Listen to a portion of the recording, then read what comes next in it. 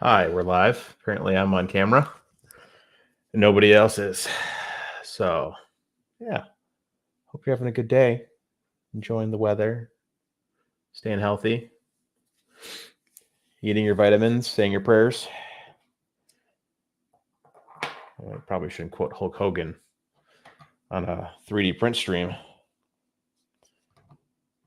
Ugh. Huh. What's up, Vince? Oh, now I'm in. Okay. Yeah. I don't know anything. How you doing? Oh, good. How's it going, Mr. Steve? Not just you now. Forge. That's right. Only of you, Forge now. This is my first. Correct. My first week. There we go. There's everybody. Yeah, I gotta have some fun every stream. I don't like being the first person on stream, so I have to. It was either going to be put Steve everybody or in. it was me, Chris. No, God forbid that your stream, you're the first one on. Yeah. no, or everyone starts at the same time. I like to throw people in front of the bus with the beginning of the stream. So, and we've got. Oh, nice. Look at all these people. Yeah. Just in time. All right. Yes. I'll be right back. Hold on 1 second. Of course. Steve, how's it feel to be a self-employed man? Feels like I'm playing hooky every day. Yeah. It's going to take some getting used to, huh? You're not stressed yet? I am not stressed yet. We'll see. Right. Now there's more pressure. Yeah, I mean, there is to some extent. And I really the only thing that stressed me right now is I really want to get version 070 out. But now that I'm really pushing for it, my testers are finding new bugs. So I keep having to fix stuff. They've been really important bugs that have needed to be fixed. Right. But, I keep getting sidetracked. I'm like, I'm going to do this today. And they're like, hey, did you know this, and that? I'm like, oh, no, I didn't. Yeah, let me fix those. Yeah, do you know that everything I'm doing? Do you know if you load an example file and save it again, it'll delete the image? No, I didn't know that. Let's not do that. Right. So fixed all those. And then also it had started taking 33% of my GPU all the time, even when I was doing nothing. So I fixed that too. Jeez. Apparently Chris is sharing stuff. We got plenty of resources on our computers. Yeah. Time for an upgrade, right? Yeah. But your system requirements is you must have 64 gigabytes memory. Yes. Unnecessarily burn power. Yeah. Right. That's okay. You're going to waste it on 3D printing anyway. Yeah. Well, aren't we all? That's a nice box. Yeah. What's in the box? With a hinge. SolidWorks. You don't see that many times.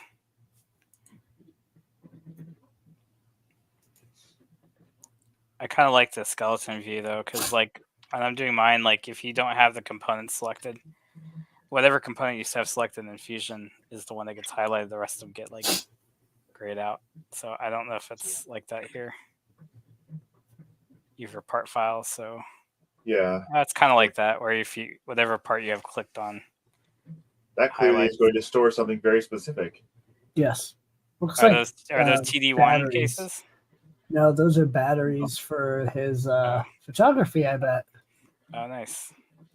No, TD1s are more rectangular.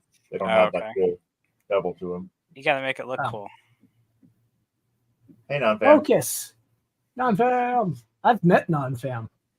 Are those Canon or Sony? Sony. I've met 3D Medic at Earth. Yep. Non-Fam came over too. I don't remember. I'm sure he did, or she did. He's cool. Okay. He's the unknown guy. Does it work with these Sony batteries? What are these ones? They're is that what these are? Yes. Yeah, they're 7.2 volt MPF530. 7.2, so they're two cells. Yeah, they're two cells, but I'm sure I know these are generic because you can get more of them. I don't think I have a charger. If I do, it's probably hidden somewhere. But anyway, this is my favorite. I'm gonna bring this to. I should bring this to Rocky Mountain. Mm-hmm. You should. but I'll bring 1,000 floppy disks, and then every time I take somebody's picture, I'm just gonna give them their floppy disk. Do it. Which I'll go buy floppy which disks. almost none of them can read. Yeah, Yeah. exactly. But So it'd be the more obscure, It'd be the better. hilarious. So, Mitch, Hey, should I Patrick. bring a USB floppy drive then? Yes, actually, I have Yes. one, but Yes, you should. What we can do is we can I just put love this one, thing 'cause one it's- in at the after party and show everybody each individual Yes, I mean, yeah. picture. Hold on. I can get a 50 Is it one pack photo one per for 20 floppy? bucks. no, it's like I think either 800 by 600 or 640 by 480. I think it's VGA or WVGA. But you can get like I think 15 to 20. 15 to 20, I think, on a floppy. So it's like a roll of film, basically, but half the quality. Yeah. The thing people don't remember is just how slow floppy disk drives are. Yeah. Oh, I remember. I think that takes a few seconds. Like it HP has laptops with it. it has an internal buffer, but it takes a while once you take the picture. Mm-hmm. It'll take it immediately, and then it'll buffer to the thing. So it can apparently. I think some models of the Mavic can actually do video, like really really low resolution video, but like that'd be really cool. Anyway, hi Patrick. I hear some interesting noise in the background. Sounds like a printer. Well, now we got Chris. Sounds like We got Dave. Patrick. Oh wait, that's my phone. Yeah. So in our beard order, we got Oh yeah. either between Hold on, me gotta and fix Rob that. and Justin. Let's Yeah, I see. think that's right. There you go. I think that's And Mitch and I could be swapped, but I think that's about Yeah. right. I'm just Yeah. darker. You have darker hair. Mine just I have- blends Yeah, in. so Yeah, I mine's a think little Mitch has darker, too. more. I think Mitch actually has more. It's Oh. just lighter. Yeah, Oh. I think that works. Yeah, there you go. The Beard bottom is- row is not really beards, just Yeah. too lazy to shave. Now I- we look no, like we look like we that's- have a beard pod. We Yeah. have a microbrew podcast. Yeah, right. No, I keep it at a specific length every 2 weeks because I'm. Chris is I that don't know. weird like IPA Chris's guy. hair is like too much. I would be driven up the wall with that kind of facial hair. No. Or some weird stout that nobody's ever heard of, and then I just be like, I'll just drink whatever is free. Right. I'd rather Rob have has whiskey the than prep beer. for Rocky Mountain. Not going rapidly. Yeah. to be Oh, you have a brutally project, honest. you have a project for Rocky Mountain? Maybe. I was thinking about a couple different ones. There was I don't one know. at Earth that was really popular. Oh, Right. the Crooked Crow, the Was tilting that what it Boron was thing? called? Yeah, the one that people were trying to take pictures of. I know everybody I was talking to was commenting on it, That would be Oh. cool for you to ship out here and show off. especially would if it be was in difficult. functional, like actually printing while Yeah. it's there. Yeah. I have it printing. I just don't have it so that you can send the G code to tilt the gantry yet. Oh, Yet. That'd be Yeah, cool. that's though. fine. I put a rotational sensor on it, and I just haven't bothered writing the Python script to see what the angle of the sensor is, so that when it goes to Oh. level the gantry, it can't crash. Oh, you can't. Oh, you're gonna have to run a macro and Clipper, right?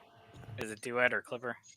It's Clipper, but I was not going to even write a macro. I was just going to hack one of the. Well, I'm saying you can Clipper do files. you could do a macro that runs a Python script and then Yeah. returns a value. Yeah. Yeah, the quad gantry level That was would be tough.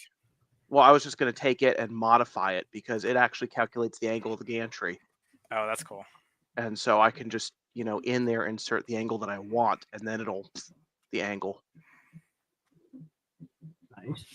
On belt-driven printers, is there an auto level like a BL Touch or No. something, or Not I have a yet. BL Touch.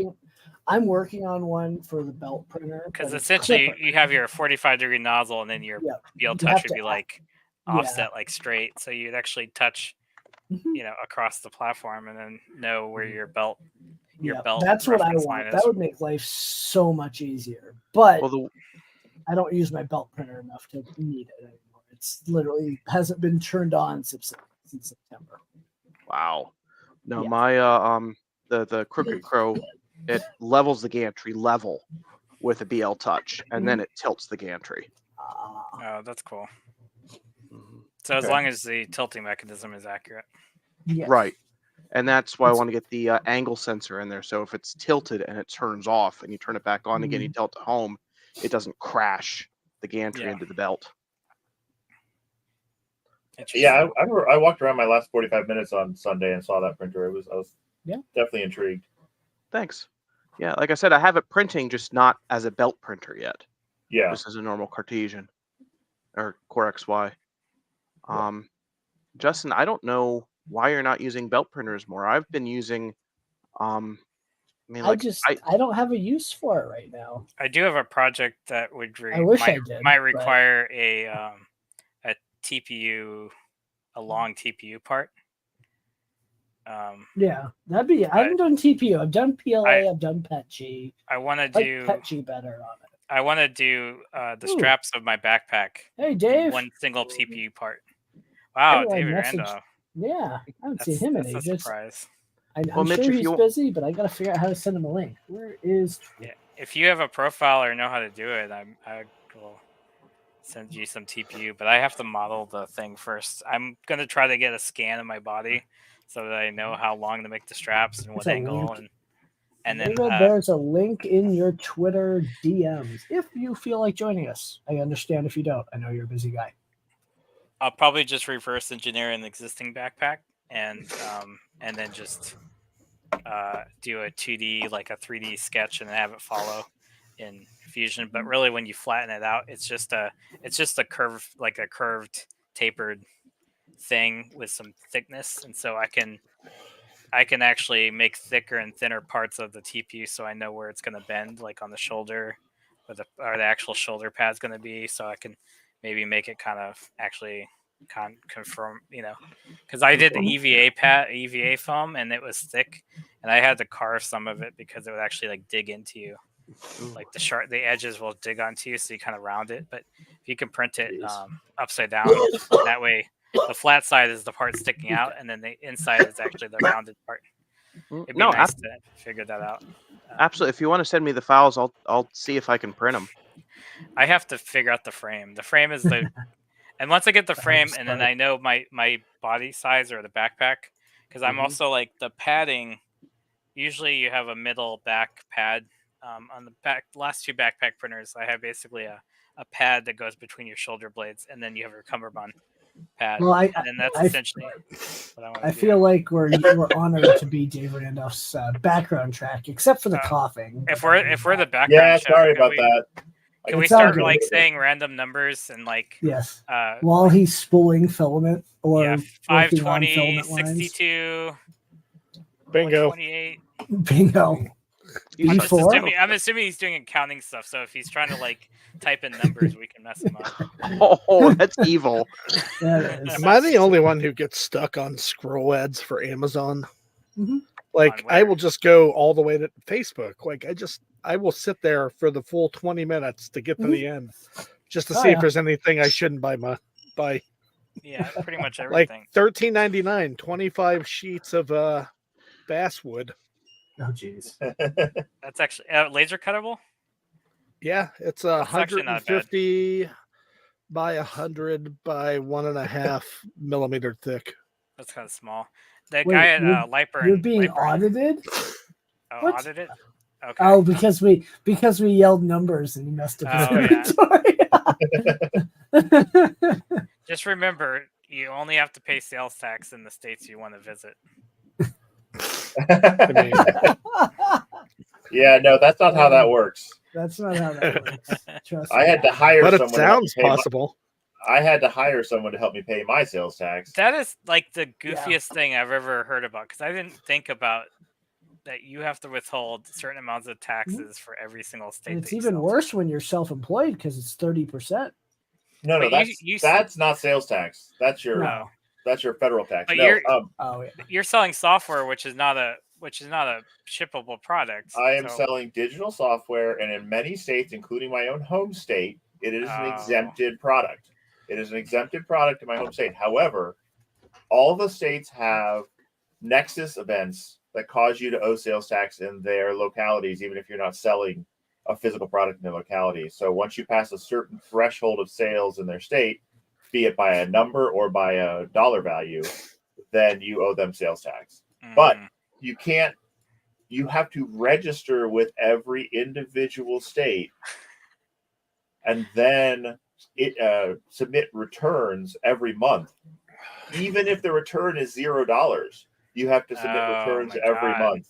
And I'm sure the websites that you have to submit them on are like awful and Oh yeah, not easy. so I hired someone to do it. It cost Yeah, me that's true. it cost me about $2,500 to get them to register with the 10 states that I have to pay in now. Yeah. So And 23 states is only half the states. That's good. Yep. That's still. And That then still sucks, though. and it's because Shopify is not a marketplace facilitator. Oh, they don't handle it for you. They Well, don't you handle can it. They will pay co- them they, to it. they will You collect can it. pay They will- them to do it. Yeah. No, they will Really? collect it for you, but they require you to tell them what your registration number is and stuff with the state. Oh. Is it based So- on the shipping address or billing address? I think it's the billing address because I don't really have a shipping Oh, address. okay. Um, I'm just saying there's some people that have different billing address and shipping. You Yep. mean your Yeah, address isn't 345 Main Street?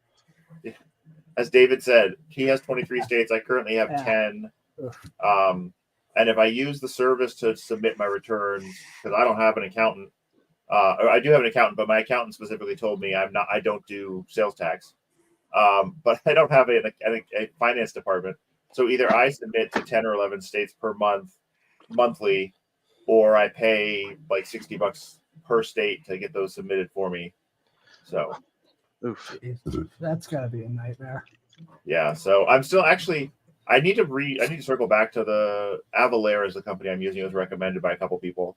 I got to circle back to Avalara because I signed our agreement and I paid my money, and then it just took me to a login page, but I don't have any login information. So I'm not sure if I'm just supposed to now make it and they know who I am, or if I need to wait. Like there's some other email I missed, so I need to email the guy back and make sure because I got to get that sorted out this week.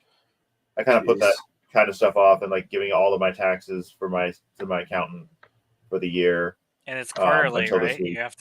You have a quarterly. Yeah. Well, so my first year, he's just submitting at year end as usual. But yeah, from now on, it's quarterly. Fortunately, December was good because he said we can wait till April to file the first quarter, but then I'd be paying my quarterly in April plus my last year. So had a good December. So we said let's just file in January and get it all done with and sorted out and paid. Right. So. Yeah, I think I'm at the Oh, hey, point local. where I need to look into an LLC.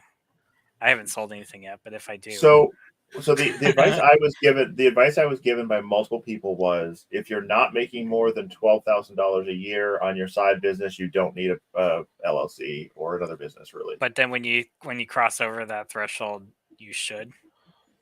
Basically, they're saying if you're regularly making over 12,000, that you really probably want a company as well. Consistently. Well, I'm LLC because it cost $1 in the state of Colorado last 2 Oh, years ago. yeah. Really? Oh, it cost me about $100. No, it was. They had it at $50, and then they're like, "We want more businesses." It's $1. So Yeah, I made mine it was a out lot more than that. free. So you're just gonna have a bunch of businesses without any money. Yeah, that's pretty much. So local maker, you don't have to register in every state. In fact, you should only register in one state. But then that's the issue I ran into. Like I went to Maryland to register for sales taxes, and they're like, "Well, what's your Maryland corporate ID number?" I'm like, "I don't have one. You have to find like the foreign tax ID number. Like there's a whole thing. Yeah, it's no fun. Right. This part, I thought I was exempt in most of these states, and I am exempt in like half the states I have to file in.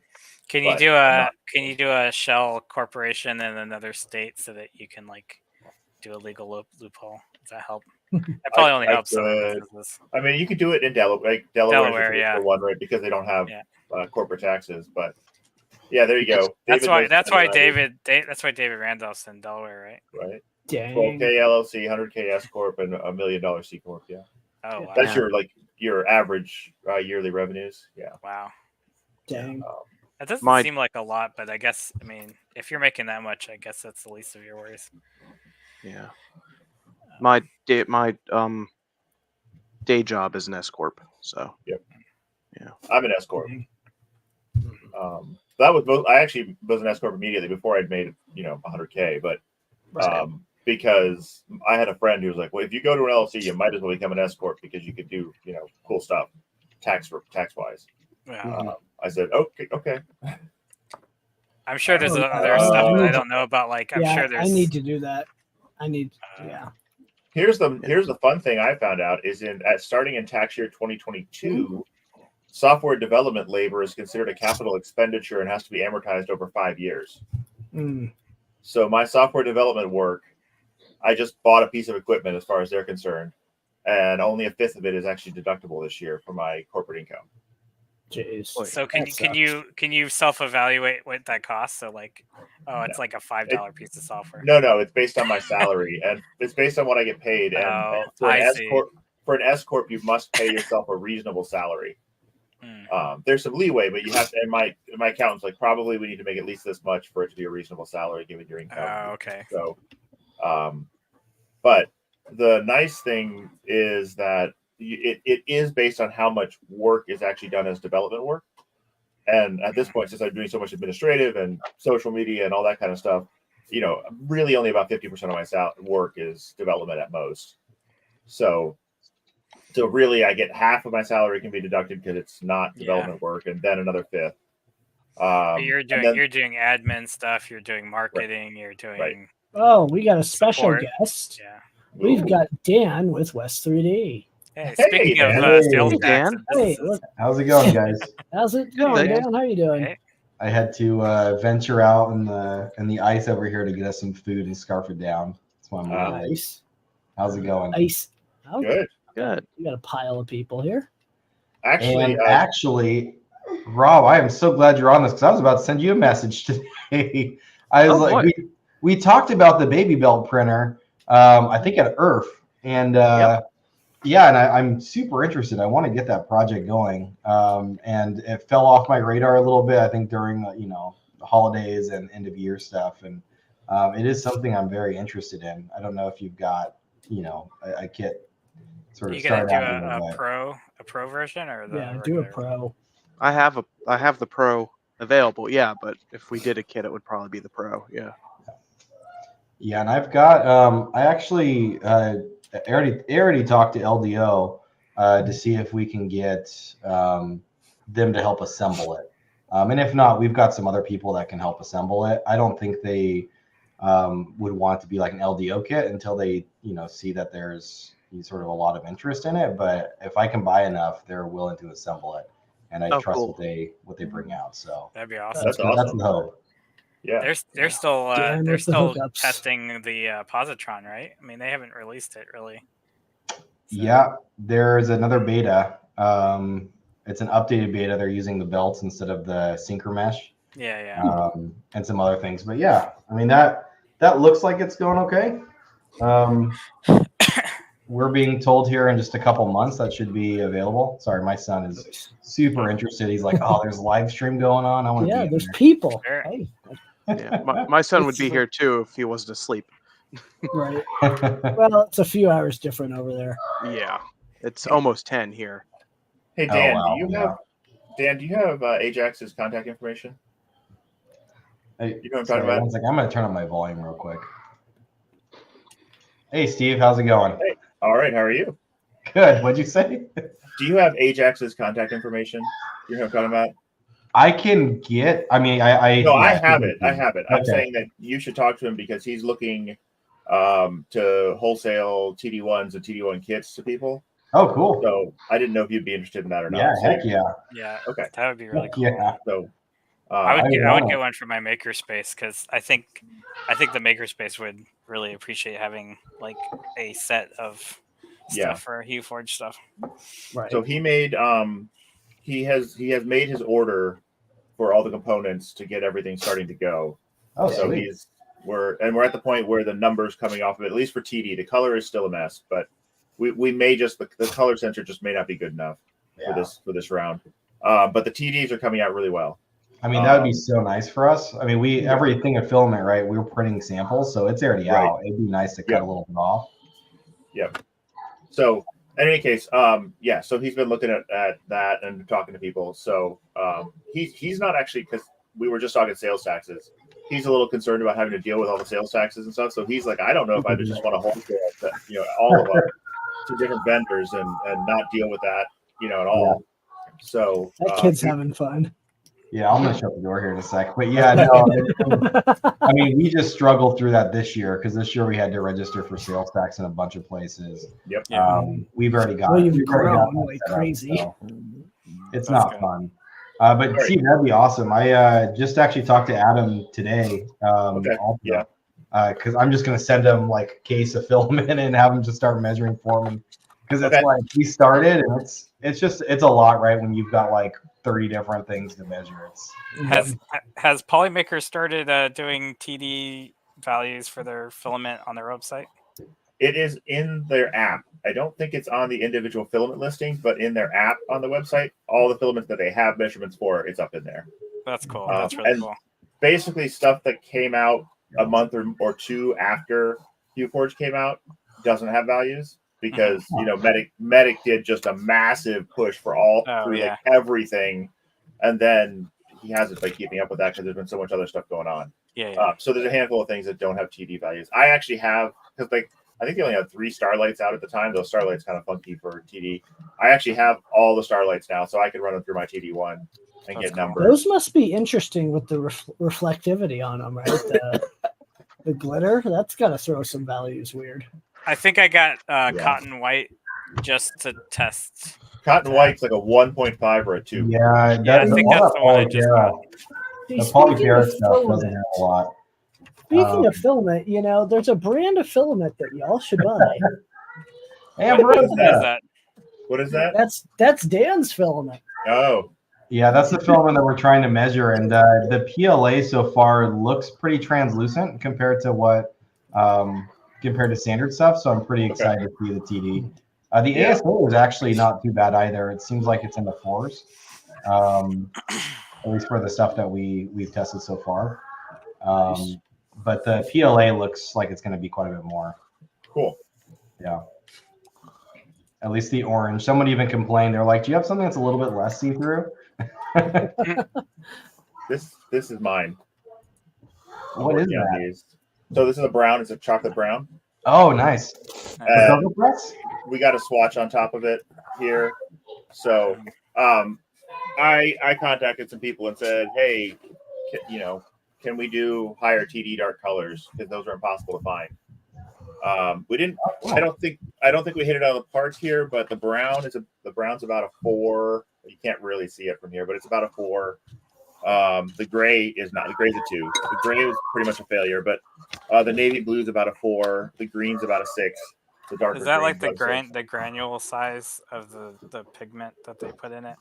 No, I mean it's a TD6. The TD but on this. It's the more transmission distance because it's more. It's basically how much. It's mostly how much pigment, which is why dark colors. Which is why dark colors normally are low TD because you have to have a higher concentration of or a very dark pigment, which tends to block. Which tends to block more light. Got it. Yeah. So I wonder if there's like a simple additive that could be included in the process to just increase the density rather than adding more of the actual pigment itself. Like not saying, hey, throw styrene in everything, but that's one of the reasons why you don't see clear ABS is because of the styrene. Get to work on that, would you? Clear ABS.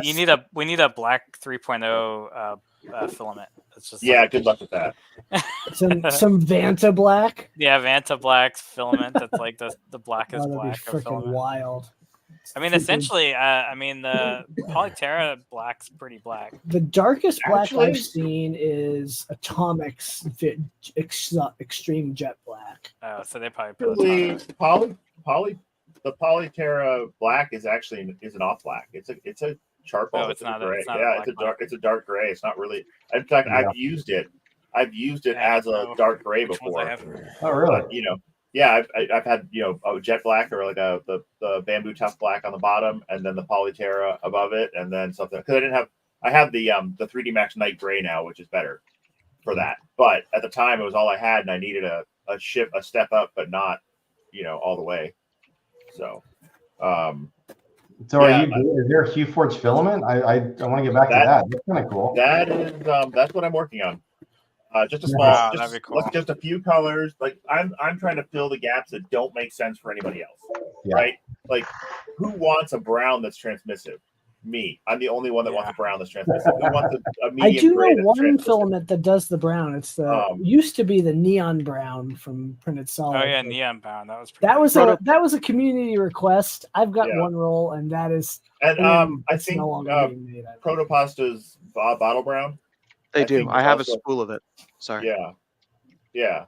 So, but I'm looking to fill the gaps. So like it's a premium just for Hue Forge filament. That is like only people who are Hue Forging will want it. Like who cares about who's going to pay this much money for this filament unless they love Hue Forge and like see the like I want a gray. This gray is too brown, but I want a gray that's a neutral density filter. It's basically a neutral density filter on your print because it's a high enough TD that you can darken or shift the brightness of a print, but not really affect the color. So anyway, it's something and also I went full time, so I need other streams of income as well. Yeah, I was wondering about that because like the poly printer, not poly printer. That's another company. The Polymaker. Yeah, you guys don't even know about poly printer. That's for another time. Anyway, but I was just saying with Polymaker, you had those bundle kits, and that's probably what made you as successful as you were was having that bundle. So now you could come up with those bundles again and make something pretty nice. So. Well, the other thing is if I control the whole, if it's a small run and I control the whole run, we can do like a 2, a 4, and an 8 of the same color. Yeah. In small batches. But again, like nobody else wants to make that because they're going to sell like only to people who are doing UForge and not to general users. So yeah. And I'm still like, I'm not trying to make they made a white first, but I'm not looking to make a white. There's enough high TD whites out there that like the whites. There's enough Polymaker's making one. Ziltech has one. Who else? I think the Sunlu Meta white is pretty high. The King Rune white is pretty high.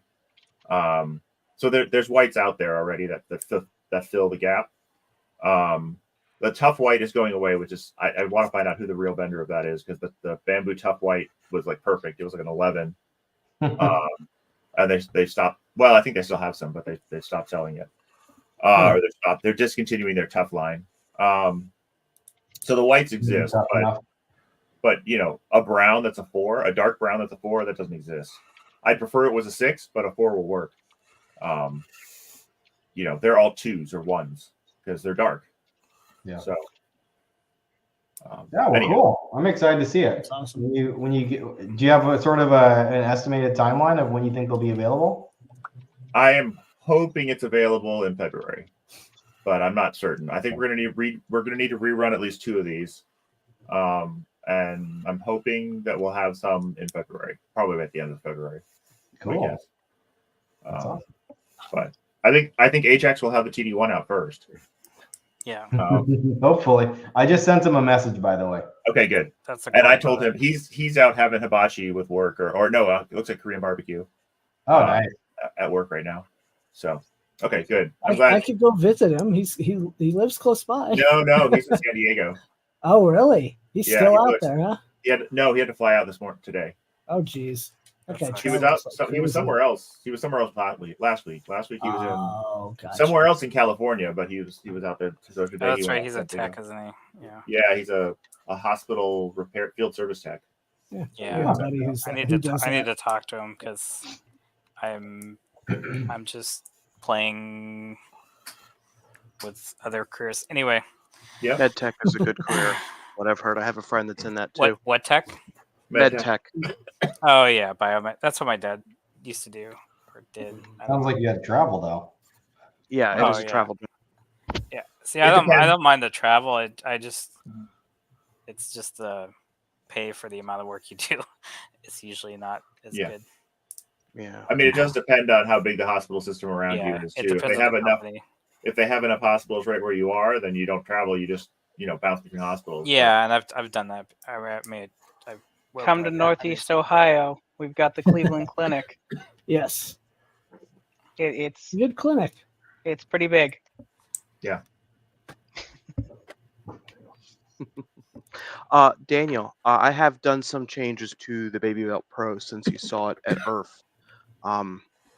If you want to reach out sometime in a little bit, I'd be very happy to talk to you about it. Are you on Discord by any chance? Discord? Yeah. Yeah, I pinged you on Discord like late October, early November. Yeah, you have your own channel too. Yeah. Right. Can you re-ping me just so it goes to the top here? Sure. Because I mean, I would love to. Really, I just at least send the bomb over, and I can get you an idea of what things are going to look like. When I looked at it before, the cool thing is we have suppliers for basically everything. There were a couple things we did, and I already bought with the nozzles, the 45-degree nozzles and stuff like that. Like I already started. So well, I have a second version of the Pro out now that uses the bamboo hot end. Okay. So all that Revo stuff I just bought. You can still make a belt printer with it. Yeah, it'll still work. You can still do it. I have both versions simultaneously available. I think the bamboo is a great option. We just picked up. We haven't got them yet, but we just picked up a couple bamboo hot ends. You could get the bamboo Revo with the pointy. Oh yeah. That's a weird one. I think it would be good to keep it like a low cost. And the Revo, that was one of the issues, is the Revo was like a real significant portion of the Well, that's the problem with the Aris is I need to figure out an alternative hot end for the Aris, so that the little Delta printer. Yeah. Because I think that's it's one of the reasons I think it's not as appealing, besides the fact that it's a tiny Delta.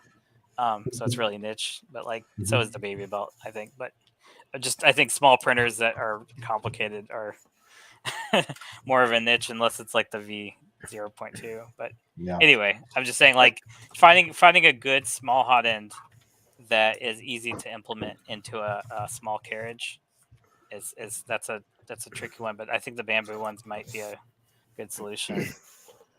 Dan, what is your Discord handle, just roughly? It's actually pretty easy. It's just Daniel McKay. I want to say it's Daniel. And he now gets 1 million DMs. Yeah, aren't you on the? I think I found you through the Voron. Yeah, if you go to the Voron one, just type in Daniel. I mean, I'll be there. I want to say it's just Daniel space McKay _ West 3D with like a flag. It's not quite that. I found it. I'm sending it in the private chat. Cool. So it's almost that. Very close. I'm looking at. Yeah, I would say it's down to 15 DMs so far, so it's manageable. I'll put away for a weekend and then look back and there's 35 of them. And I'm like, oh crap. Speaking of DMs, it's all can I get a free work kit? Yeah. It's actually not that much of that. We get most of that through email. Well, we still get it, and we just get through email. And we do a decent amount actually of that kind of stuff. Is the Rook even worth it anymore? No, we don't. The free Rook kits we don't really do. We'll help for building a printer. So if there's I meant just building a Rook at all right now. Oh, yeah, no, I think so. LDO is actually going to come out with a kit, so I think I'm pretty much. Cool. They have a kit for everything, though.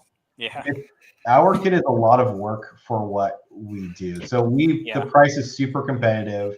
We're not making very much on it. We might make $30 or $40 on a kit, and it takes us an hour to put that kit together. So it's not even worth the time for us. Now we do it because I like the project. I think it's a cool project. I really like the idea of a low cost DIY printer. It's helped Rohan too, I'm sure. Mm-hmm. Yeah, having his kit out there. Yeah, it's cool. But yeah, the LDO one I think will be the one people go with. Same with the Positron. We sell parts for the Positron, but when the LDO kit comes out, I'll still sell replacement stuff. But there's no point of trying to sell parts of Positron. So Positron's getting there. Hopefully Yeah, not it doesn't- too I many do- more iterations. I have to say, I really did like the fitting inside of a filament box, which Mhm. they've gone Yes. away from. Like Yeah. that was a really neat feature to me, with the idea being it's portable, you bring it with you for projects or whatever. And I get why they went bigger, but I really like that feature of the original, but it was a huge design constraint, like a massive design constraint that made life way harder on the design team. So I I didn't get why even know they moved away from that. now it goes into a small did. little Pelican style case. Case. Yeah, which I mean, I like the Pelican style cases, especially if you get the knockoff cheap ones. Mhm. And if it came with the kit, like I would be okay with it. 'Cause Oh yeah, if it came with obviously, the kit, that'd be choice. I'm Mhm. obviously into portable printers, so No way. like no, it's legit a problem. Like I could not find an affordable like large case that could fit the Delta printer that wouldn't be like oversized luggage. Which the Husky case was the cheapest option, but I still had to do a lot of work to make that even work. But like, yeah, just I mean, I guess I could get surplus cases, but yeah, every time I build a backpack printer, I have to have a case to transport it usually. So Mitch, here's what you do: you make a backpack frame, like a framework for it, right? That printers can just latch onto, and then you have the frame that's collapsible, so it's more portable that way. Okay, and then you can set up for a Baby Belt Pro, and then automatically be printing poop emojis. So as you're walking along, you're leaving poop emojis in your wake. I think a Baby Belt backpack would be so much fun. Honestly, I think it would be a lot of fun. I think we talked about it. I've also talked to Ellie about a Cocoa Press backpack, but I think the biggest issue, and it's the same with the little Eris, is like the reason why the big backpack printer works so well is because it's super rigid, Mhm. and I think Eris worked whatever, great. like it's a good test of a printer. If the printer is rigid enough to handle, like if the Baby Belt is not as rigid, like maybe not the Pro. The Pro might be better, but I don't know if the regular Baby Belt would survive. Yeah, so. Rob's just like, don't do the regular one. If you're gonna build one, go Pro. Well, Well, I'm that's actually yeah. So the KP3S that I'm doing a backpack of right now, so far it's been really good on the desk. So I don't know how it's gonna do on my back. It's the first time We'll I've done find out. a bed slinger that's like a non-delta. So Mhm. and there has been like bed slinger backpack printers, but Mhm. very rare. So I think I'll be one of the few to do it. Yeah. Actually, there hasn't been a bed slinger. There's one guy that put a Ender 3 on his back, but I never got any more information about it. But that did not look comfortable. Right. I'd be worried about that bed slapping me in the back. Well, it would have to be sideways, right? The You'd have to have it KP3S sideways? is so rigid that it's really like the bed doesn't really extend that far past it. So the frame I'm building around it is like 380 millimeter cubed, so it's gonna encase the whole travel distance of the bed in Z. It's gonna be pretty big. I just envision you walking at these conventions, and then some little kid like right next to you getting hit in the head with the bed. Oh god. Well, this is also going to be the first time This is the first time I'm doing a fully enclosed backpack printer too, and I haven't seen too many fully enclosed backpack printers, but I think that is the solution as a full enclosure. Yeah. So you're gonna be printing ABS with a diesel exhaust pipe coming out the top. Yeah. Well, theoretically, I could that. do ABS, but I would have to do. So I'm running these off of drill batteries, and it really depends on. Like, I don't think I would get more than an hour if I preheat the bed, and then just use the power to maintain the bed temperature, and it's enclosed. I think I could do ABS for at least an hour. What about that? What's the filament? It was like an April Fool's thing, but it was like the melt point was like 60 degrees Celsius or something. You can. There's wax filaments I've seen. Yeah, Michael Moriani did one that was color sensitive. That if you printed like 5 degrees higher, it would use like erasable ink, and that was like 70 or 80 degrees. Yeah, Joel and Michael together. Yeah. Yeah. That's cool. I found out about on TikTok. I found the Trail Features, I guess his name is. Mhm. He posted a thing about PHA, and I've never heard of PHA, but apparently it's like PLA, like low bed temperature or no bed. It it handles. He was putting in like boiling water, and it wasn't deforming, and then PLA will deform. So like it has like a higher melting temperature. He said it's also like fully like actually biodegradable, unlike PLA, which needs certain conditions. Like apparently PHA is pretty amazing. I don't know why nobody's talking about it. There's companies. I had a roll of PHA or two. It's probably difficult to print, I would imagine, because any kind of crystallization. Was not bad. It was not bad. After the fact, though, you really had to treat it with kid gloves. But the printing process was easy. Why? The name. Is it fragile or? Yeah, I mean it broke super easy, and we're talking. I had printed a statue with supports. I did extra walls. I did reasonable infill. And it came out and looked beautiful. But the legs broke off. And I'm like, why'd these break off? Like, what's the deal here? And it wasn't a layer shift or anything like that. It was just super, super brittle. Color fab. Yeah, color fab. The PHA that I had. Now, whether it was something else that I did wrong, that's possible. I just YOLO'd it. I just threw it in there with PLA settings and said, let's give her a whirl. And it came out beautiful. I'm willing to try it. But yeah, if it's expensive and specialty, I think that's why it doesn't get as much adoption. I don't think it was all that expensive, at least the color fab. I bought it from Dave years ago. But there was also like other color fab stuff, like their engine filament that I really liked.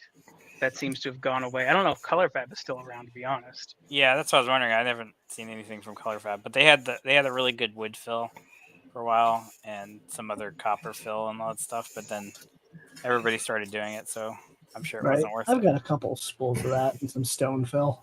Which one's that one? The color fab stone fill. No, look at that. Chris has a color fab roll right there. Oh, is that metal? We can't hear you, Chris. Yeah, your audio's dead. Oh, there we go. Yeah, this whole spool's extremely heavy. Oh, is it steel or iron? Bronze fill. I use it to make fishing lures. Oh, that's cool. So I 3D print. What's funny is I actually had Jason from LDO make me. He machined marine brass for me to make stuff for fishing lures. So I did a fully 3D printed fishing lure and caught a bunch of fish with it. Wow, that's cool. That's something that I've always thought about doing and never actually sat down and figured out how to do. Oh, there's so many people doing it now. Like if you go to any like lure making like Facebook group, there's so many people either resin printing or actually 3D printing like jerk baits and stuff like that. And did you use that brass for the weighting, like weighting it correctly? Yeah, and stuff? because I basically made an inline spinner. So the inline spinner usually has like a lead front weight. Yeah. Mm-hmm. So all I did was print the front part, and then I ran the metal wire through it, and then ran a hook in the back, and put the spinners on it and everything. Yeah. So the only thing that I didn't 3D print was the hook and the little metal wire. So. Oh, so you printed the spinners? Did we highlight Akuma mod? Sorry. We did. Okay. I'm behind. Don't be bad. Damn it, Mitch. One of the things I designed was out of necessity because I wasn't paying $12. It is MetaQuest 1 and 2 thumbsticks. And you have them? These are them still on the plate. I didn't take the supports or anything off, but I printed another set. Huh? I assume they're TPU? No, they're just PLA. Okay. Yeah, they don't have to be flexible, I don't think. No, not at all.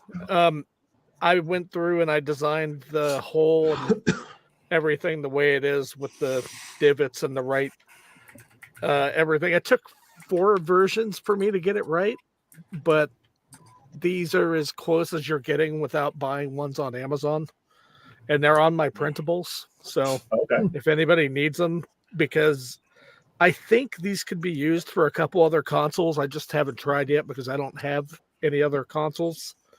Yeah. And this was a repair. I think with the Oculus or the Quest stuff, there's a lot of like holders and cases and stuff, but yeah, like repair parts are always useful. Well, see, one of the things, I went to printables and I went to Thingiverse. There were no thumbsticks whatsoever. And I was kind of surprised by that. But since putting these up there, I actually got a lot of downloads on them. So that's kind of nice. Yeah. Well, yeah, you put something up that like actually is functional, people will get it. Yeah, that's how you get points on Prusa. All the various whatever print. I also called it PrusaPrinters.com or whatever. Oh yeah, that was it. Yeah, it was Prusa Printers. Yeah, I sent him a message right away, and I was like, Joseph, stop branding things if you want everyone to join in, because like that was the issue. Like nobody wanted to join. You have to admit Prusa, they put that whatever stuff, after they changed that name change. Like I think printables took off. Oh yeah, it did. Yeah. Because it's way more performant than Thingable. Well, not only that, but I think they put a lot more resources into it too. Yeah, because they know it's like pretty good. I just uploaded like 4 designs this last week. Yeah, I have been slacking on my design. I'm still learning Fusion, but 90% join us in SolidWorks land. I be can't completely afford frustrated. Well, I mean, you can afford SolidWorks, but Mitch taught me Tinkercad 8 years ago, and I have become like really good in Tinkercad. But That's but good. you see the limitations like really quickly. Yeah, absolutely. This was annoying, but I wanted to get it right. These thumbsticks, but like those thumbsticks in Fusion, because you have that revolve tool, you just have to make the side profile and then do a revolve. Well, see, the problem with that is the inner hole. I'd have to make a hole to match the one that I have. Is you create the profile as a solid, and then you create a 2-dimensional sketch on the base and just extrude up as a cut. And Yeah, it's two operations. So it's really just your mindset of thinking, looking at the object, being like, hey, this is a box. It's really easy. So I did the top from a sketch from the bottom. I extruded the walls. I extruded the bottom, and then I just did another sketch on the side. Or actually, it was the same sketch, but then I just I cut this part, and then I tapered this part. So it's kind of funny. I love this print, and the other one that I have like 30 or something up, but the one I use the most. They're simple little clips that go around pump bottle shampoo and conditioner and stuff, because I was sick of like putting it in my bag and having them like squeeze and get mess everywhere. Yeah. So they actually come in really good handy, and I made them so you can just pick whatever height you need. You can also make different heights, and so that when you're pumping, you're only pumping a certain amount, so you're not pumping like the full stroke. Yeah. You can meter. I leave, and you guys are talking about pumping and strokes. Come on. Yes. Yeah. By the way, Justin it's on printable. Way out of beard order now. If you want your pump and stroke. Someone fix the beard order. Mitch, get on it. Hold on. See, I just finished a print. It's cool. I can take my nozzles. Is that for nozzles? Yeah, a little vertical 2020 extrusion nozzle holder. Cool. Oh, nice. Yeah. I like that. Through everything I had to buy to get my Ender 3 working, Mitch will tell you I have like 30 or 40 nozzles. Do not like that view. Yeah, but they're all like that because they give you like 5 packs when you order stuff on Amazon. It's not whenever you order anything, they're like, here, have some nozzles. Have some nozzles. But those like the Chinese nozzles that are like generic, like they probably make them in the bajillions. Like they're like they probably cost them like 50 cents worth of brass. Yes. Did everyone watch Lost in Tech video today? There's a lot of lead in that brass. Those nozzles cost 10 cents or less. Did everyone watch the Lost in Tech video today on nozzles? That was pretty cool. Yeah. That was pretty He basically made like a focus, like a camera rig that like could focus into a nozzle, and then he stitched the focal depths, and so that it looks like you're going through a nozzle or something. I don't understand. You can see the chowdering on the sides of the crappy ones, and then so like a macro view of the whole. Oh yes, like but the whole thing. So because depth of field means you only get a tiny little bit in focus. So you you do multiple focus points and then it stitches the whole thing Focus together. stacking. Oh, that's cool. Yeah, exactly.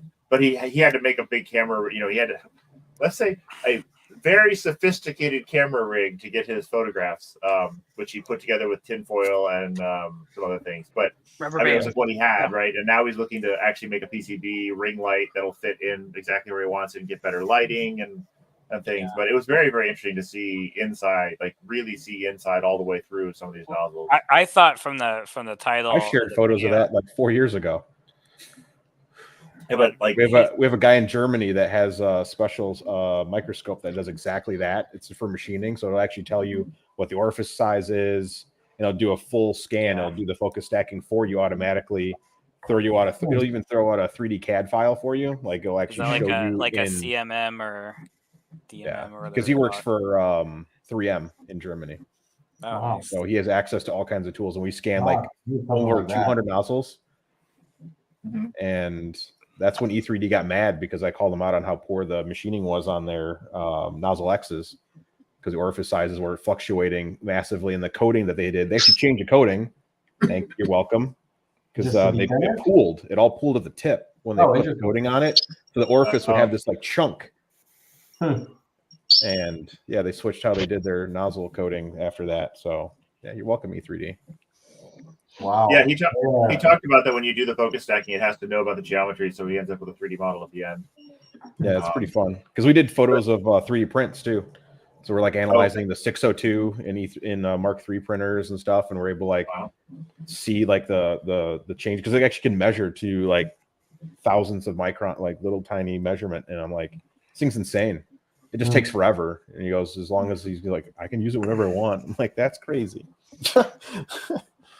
Fireball Tool was doing like a sponsored demo. He was trying to show how flat his welding tables were, and they have some like scanning like thing that you put on a tripod, and then you have a probe, and you basically just like probe a bunch of points, but it can get to like some crazy dimension, but it's all line of sight, like lasers and time of flight and all that stuff. It can like super accurate like metrology stuff. Which is awesome to think about, but like, unless you're doing aerospace parts, like when are you actually going to use some of this crazy stuff? I don't know. Yeah, you don't. That's the answer. Yeah, you don't. Well, the funny thing is, I've been talking to Lesson Tech a little bit, and I'm pretty sure because he said this is the nozzle that started this whole journey, and it looks like it's a 0.2. And because he was working on a video of printing miniatures and using a 0.2 nozzle, and I'm guessing that he had so much trouble with that nozzle that he started like inspecting the nozzle, and that's what started the whole video off. Well, if you think about it, they're not polishing. They're probably not using a reamer, and if they are, like, you'd have to get a special reamer tool that size. Yeah, 0.2 reamer. That would be a polisher. Yeah, like or diamond, like a diamond. I mean, it's. I think for as crude as FDM is, I think there might be a sunken cost thing of like. Getting to that, you don't need an accurate nozzle to print well. That's the sad part.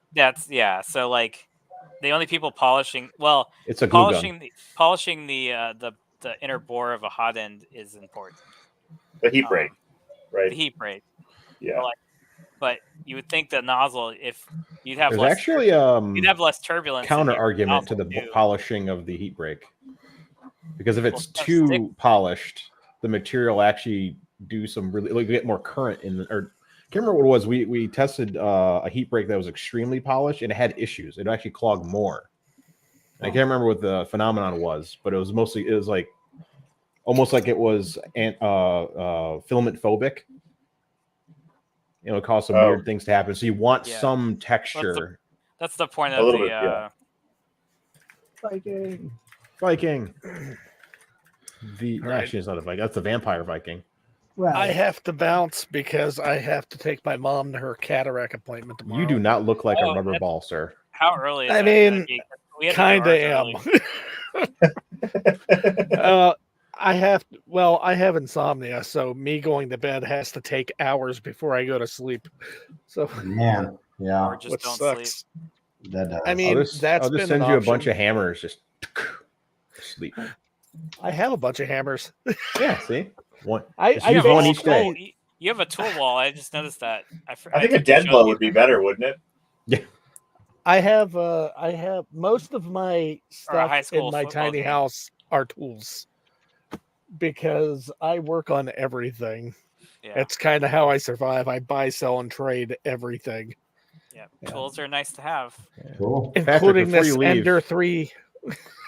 Yeah, before you leave, Patrick, I have it's for your not being able to sleep. Have you looked up the so the military has a breathing technique that they teach all their, the Marines and whoever how to breathe, and it helps them fall asleep because they have high stress situations. They have a hard time falling asleep. And apparently there's this breathing technique, and it's supposed to work really, really well. I work with a bunch of vets, so go look that up and see if that helps you. My technique is I'll not look it up. breathing when I sleep, and that helps me fall asleep. Oh yeah, that's it. Yeah. Me too. So you get to take the CPAP off your 3D printer and plug it to your face. Well, because I'm running 24-volt batteries, I've actually considered that since I'm making a UPS for a 24-volt battery, I thought about that actually making one so that it's a backup for my. I'm just waiting for a It's also CPAP that can 24-volt. actually control the speed from the board. I don't have to go back there and turn a little bit. I just want to make an open source one since we're using them on printers anyway. Like why not just have an ESP32 and dial up your pressures and put a little pressure transducer and solenoid valve and. Wouldn't the only way to control it right now just be to pit it, or not pit it? That's what I mean. Essentially, all you're doing is PWM it. You just PWM it. Yeah, right? you're essentially varying the pressure, and then there's a pressure transducer, I'd imagine, or a flow sensor of some kind. And then when you breathe in, it's just detecting the differential pressure in the tube, and it's always pushing. It's positive, obviously positive, or some of them are BiPAPs, which actually can pull in and blow. But most of them, I think, are just like regular CPAP is actually continuous pressure. But yeah, you're basically varying the pressure based on the pressure differential in the hose. And then there's also like Philips has a huge lawsuit, a recall, because the foam that they use apparently is like carcinogenic. Yeesh. Yeah, so I they guess put I could get a BPA Oh replacement. yeah, I had to send mine in. Oh, okay. So yeah, I need to fill out the thing, but you have to get like your serial number and blah blah blah. But yeah, if they're gonna replace them for free, I'm all for that. Yeah, they sent a new one, which is actually pretty nice. But then also my normal insurance, I was like, well, that's what I mean. Too, so with insurance, it's not worth even paying for it if you can get one used or something. I've got two. Well, my insurance was free for it, so I didn't pay for the CPAP. Oh, okay. Yeah. Yeah. Pat, I don't think you snore, Patrick, but I think. Oh no, I do. Okay. In response to Michael in the comments, this is my mom's first cataract surgery that happened last week. This is the 1 week follow up. In another 2 weeks, she'll be having her second one. Oh, she hasn't done her second one yet. Okay. Yeah, we just did my mom's second 7th, one. And 10th. She said it was like life, like it's definitely life changing when you. Oh yeah, my mom's able to drive again. So yeah, that's good. For the last 2.5 years, I've been my mom's personal chauffeur. But what's scarier is that she's driving. I'm not gonna lie. Like her jerky movements in the car, I'm just like, You're just like, help. Right. It's like, grab the oh shit handle. Grab the other oh shit handle. No, there's that video on TikTok where the dad gets screw in the grabbing car. the old shit handle. I'll just open the door and roll out. That's safer. There's a video on TikTok where the dad gets in the car with the daughter and he's got like 18 seatbelts and he keeps like latching everywhere. Freaking hilarious. Hey, nothing safer than a 5-point harness on a no, roll I cage. think a 17-point harness on it. Just ask Dale where his Hans device was.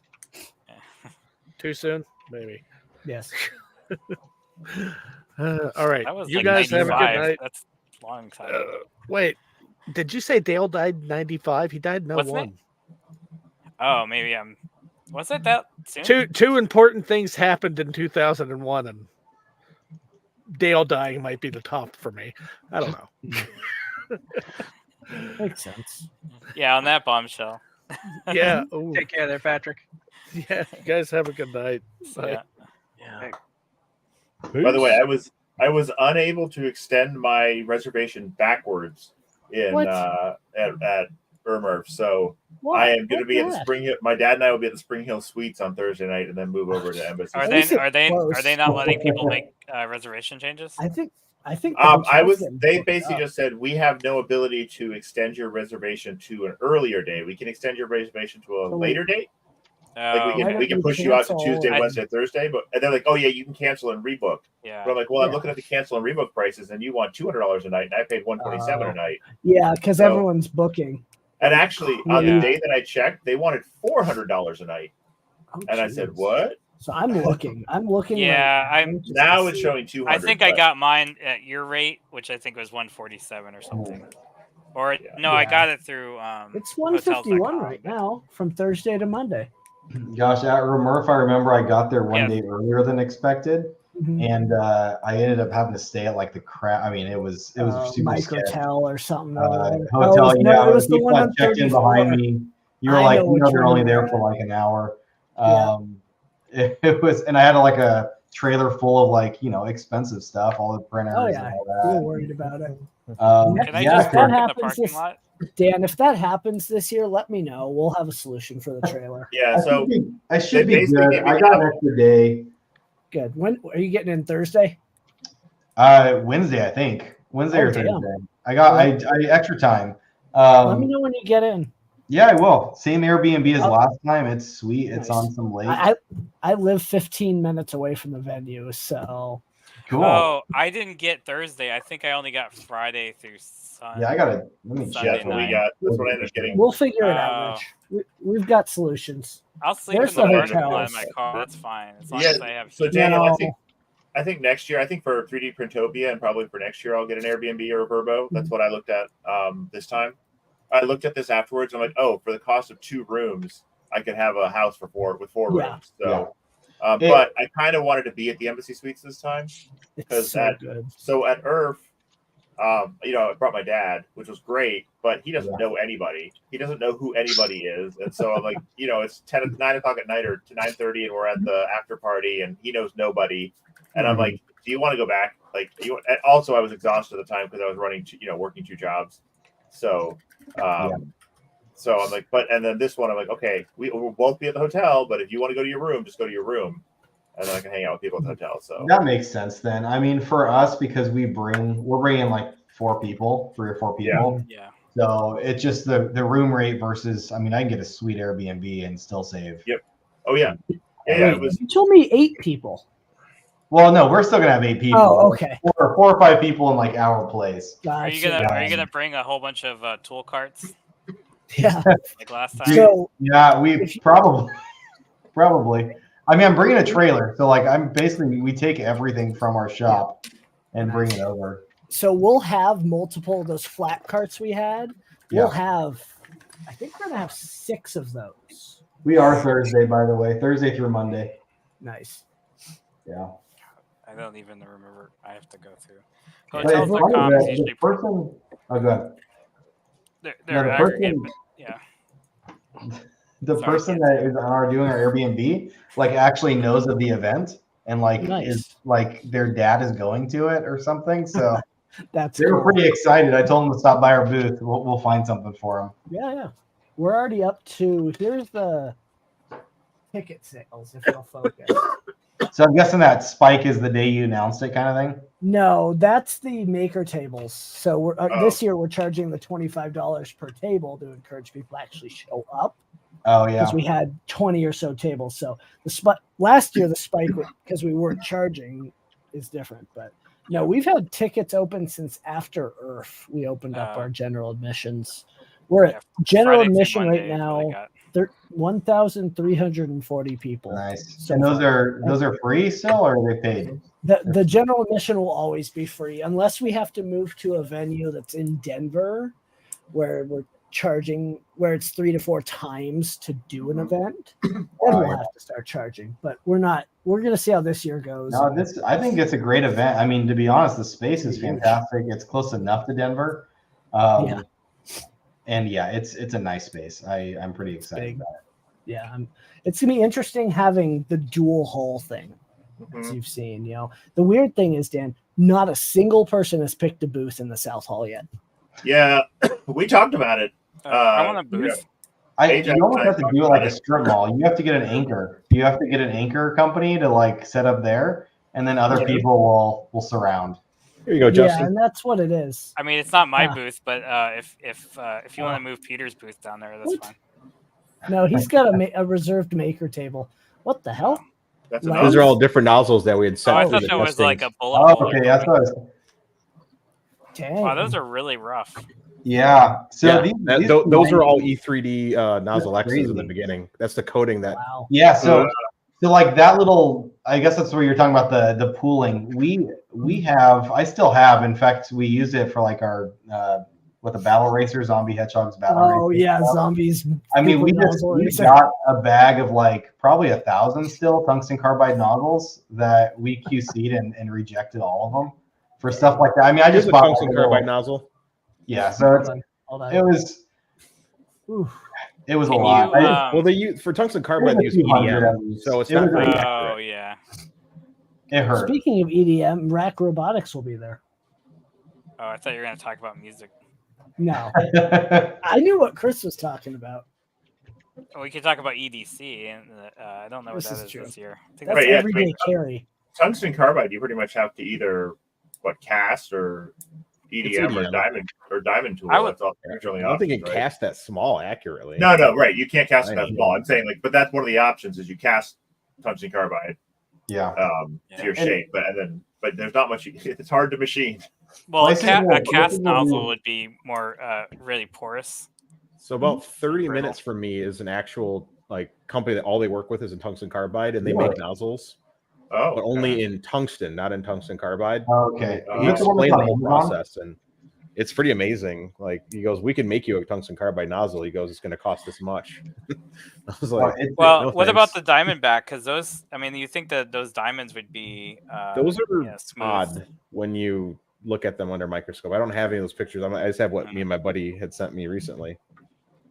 But the ruby and diamond, I would imagine they're not going to have the same. In the end, we found no print issue because again, you have the material doesn't care. It's not scratching it. Yeah, like it's molten material, so it doesn't. It's the friction. It's the stiction and the friction and the turbulence of the flow. Like it's all about flow rate. I mean, or flow characteristics. I would imagine. Certain nozzles will have more like swelling. There's a guy. The issue is when the orifice size is wrong. Right. Oh yeah, that's a big thing. And I would assume the smaller the orifice, the more it matters what those effects are. Like if you're 0.2, it makes a much bigger difference if the nozzle is occluded by pooling than if it's It makes me wonder why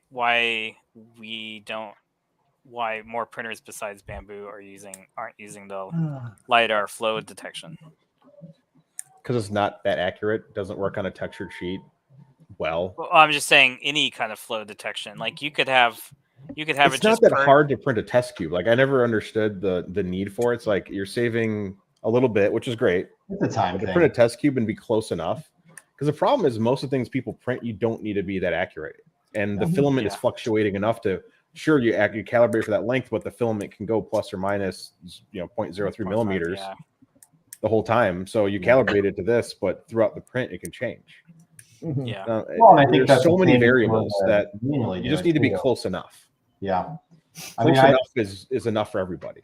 I don't use. I mean, I use the LiDAR, whatever they call that, the flow calibration, only on something that I'm gonna do like one print. It's a new spool. I did it actually for the Cocoa Press. I was like, I'm gonna print one plate in this chocolate color. I'm never gonna do it again. Right. So I did it in that. It's like it's good enough. But anything that I actually use, I don't use the flow calibration. I'll calibrate my own filament. Yeah, I mean, it's kind like extrusion multiplier was kind of a pain for me, and then I just kind of got it close enough and stopped messing with it. But like, there's so many other factors in the extrusion system besides just like your nozzle and hot end and temperature, even if you and retraction. Calibrate your your temperature with a tower, PDI or PID tune, you're still going to be fluctuating temperature, which then changes the size of the filament as the nozzle heats and contracts. The bed is heating, contracting, getting closer and further away from the nozzle. I mean, there's like 20 variables for extrusion width. So basically, what you're saying is 3D printing is possible. 3D printing beyond like 0.1 millimeters is pretty much well. The point. I mean, look at the HueForge stuff, right? Isn't that really difficult to get right with 50 micron layers and tiny nozzles? And I will say that you start seeing the edge effects of where the math isn't right. So when we're printing at 0.04, if you try to print at the normal speeds, you get ripples that look just like over extrusion ripples. You slow down a little bit, you don't get them, but you have to slow down at the right places. So so we've gotten our 0.04 working, but we're right on the edge of what you can do with a 0.04 or 0.4 with standard like extruders and hot ends, like not just like specialty stuff. Right. There you go. The cavernous nozzle. I will say that 0.6 you can print up down to 0.08 or 0.08. You can't really. I've done 0.04, but it's a mess, and you have to clean up a ton afterwards. With a 0.4, you can go to 0.4, and so on. Oh, okay. He just vanished. Well, he messaged in the chat. Yeah. That's fine. I'm glad he came. Yeah, cool. He posted in both chats. Yeah. But so we are at the edge. So many people always are like, wait, I need a 0.2 nozzle to do that, right? I'm like, no, 0.04 works on a 0.4 just fine. You just have to change your settings and cool down. You often have to cool down a little bit because the material just sits in the hot end for so much longer. Oh yeah, I didn't think about that. So it heat soaks a little bit. Yeah, your flow rate's so much lower. How would you back change? Pressure is really difficult. If that's all you were doing, how would you change a hot end and extruder to be to be better at smaller extrusion rate? You got to print faster. I mean, yeah, but now we have to slow down because if we try to print faster, the Bamboo Studio and Orca both overflow. So they push too much. They push too much plastic. So we'd have to lower our extrusion multiplier. Either that or they're oscillating. There's some issue going on there. But you have a noticeable difference between relative and absolute. We haven't tried. That.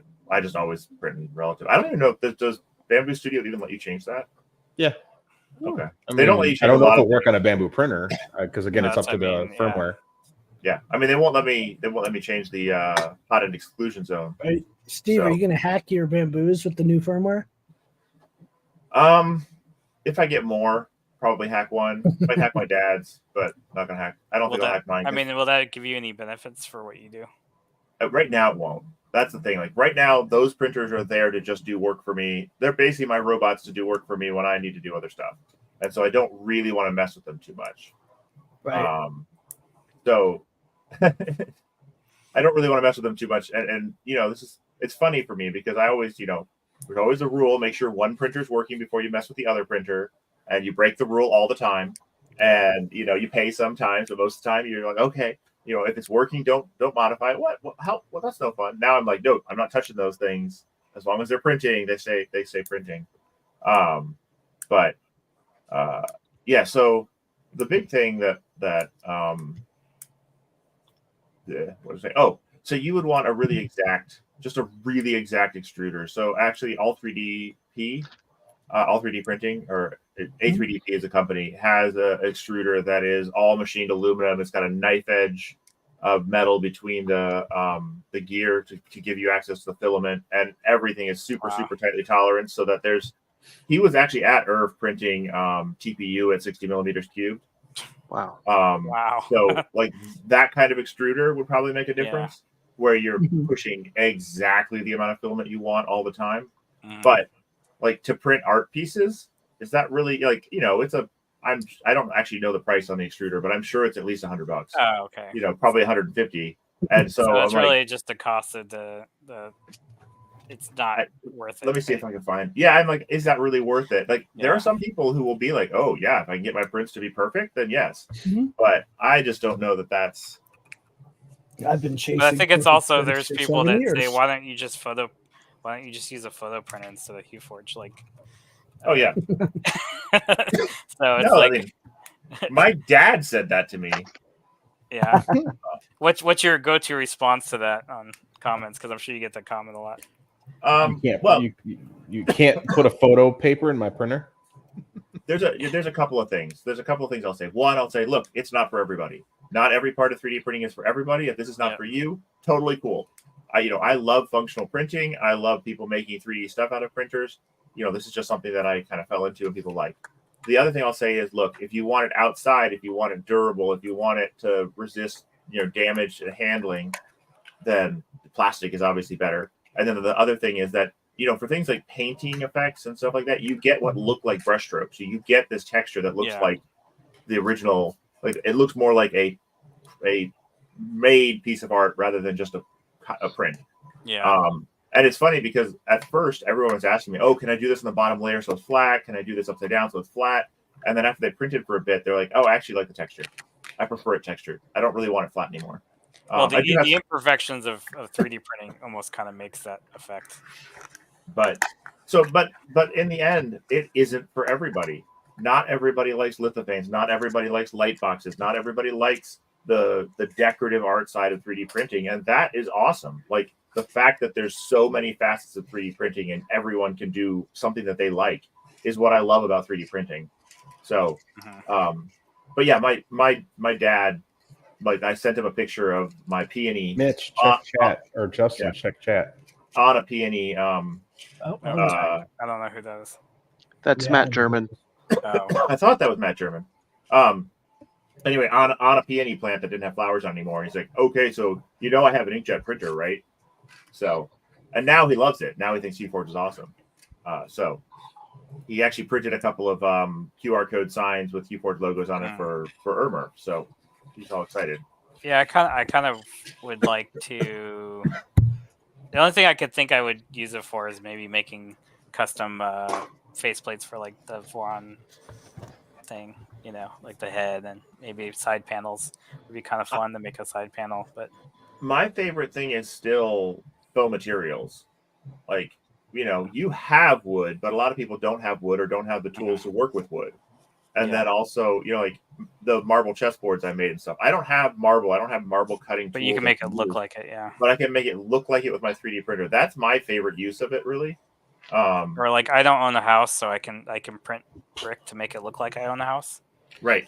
Right. Remember when Creality tried to be like, you can print all the molding for your house on our CR30? You could. You take for I'm like, if it years. would stick to the build plate.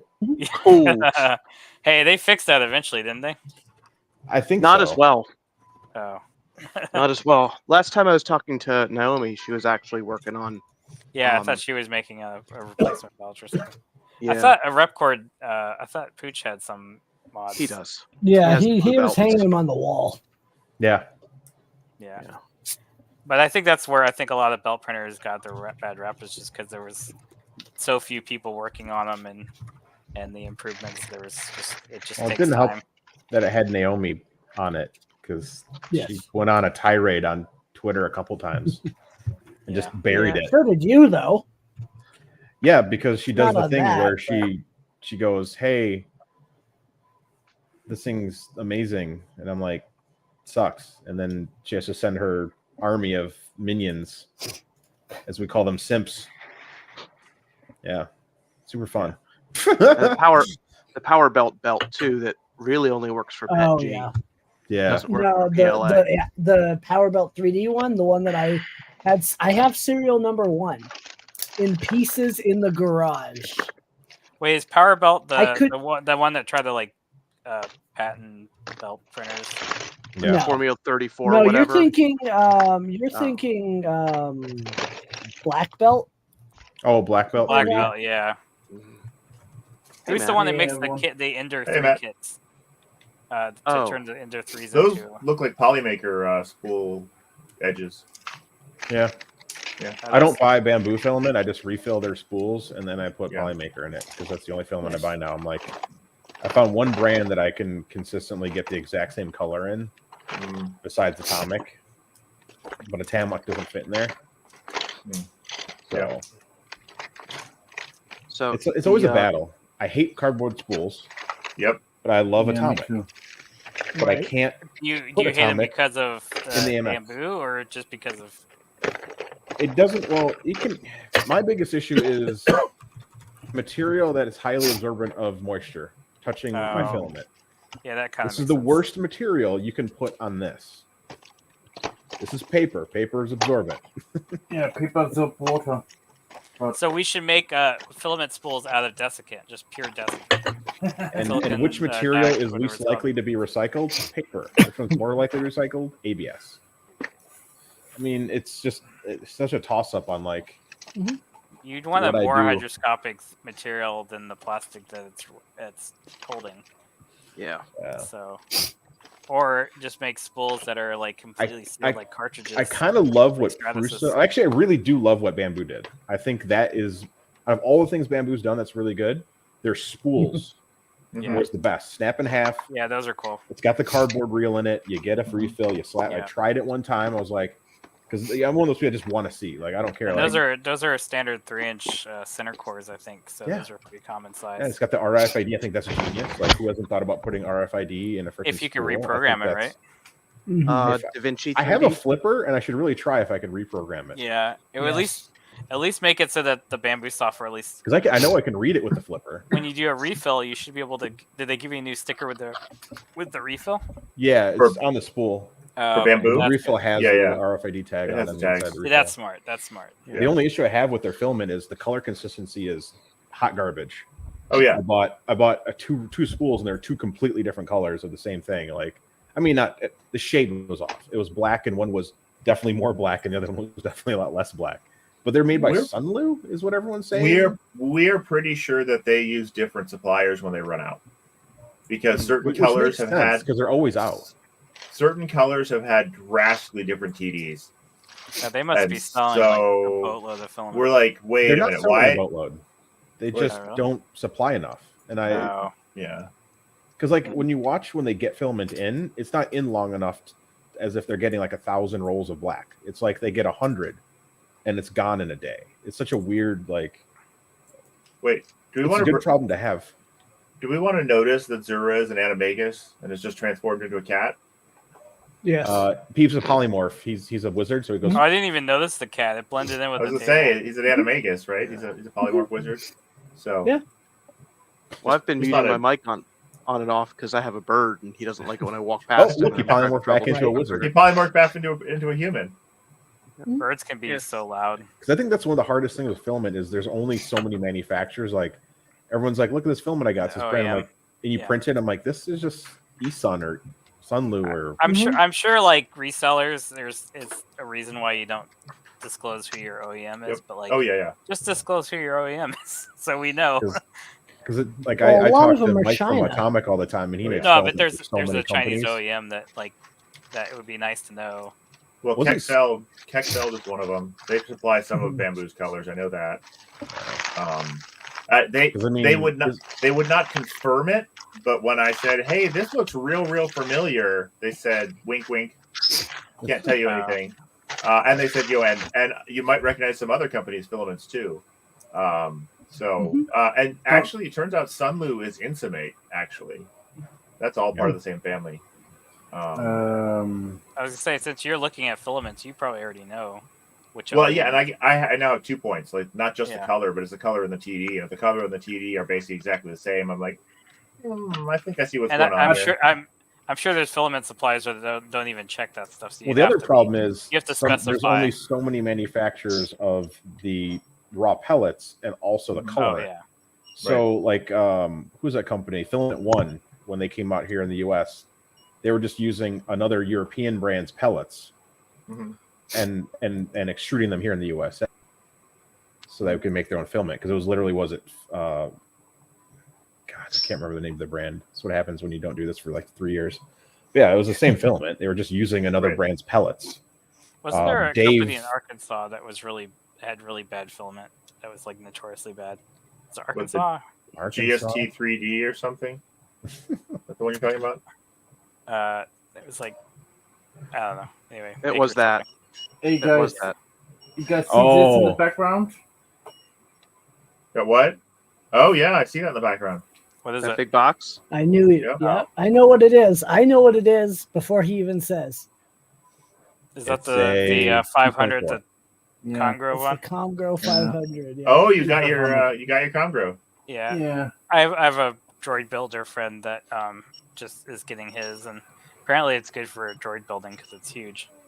That's what I want to use it for. I want That's to what she build an R2T2 unit with lithophane around it. Mm-hmm. So, I mean, I've been talking about this for 2 years now. Now, finally, I have a big enough printer to do something like this.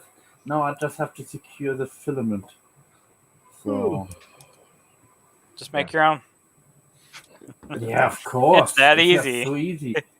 Let me go in Hey, the man, bathtub and make I like really some people like do bathtub Yeah, gin. my pellet I printer. do Yeah, there you go. bathtub filament Toilet wine. Okay. My Just pellet as good You as can printer make it real out of stuff. so fun. Hey, Stefan tells us you can make it out of plastic cutlery. Yeah. Go for it. Yeah. Yeah, but how Please much no. plastic cutlery I have to buy to get a kilo? And You don't have to buy Probably anything. more You than just I would guess more than a kilo, but you know you go I to should your bring the pellet nearest printer American back. restaurant and dig in their trash Yes. can.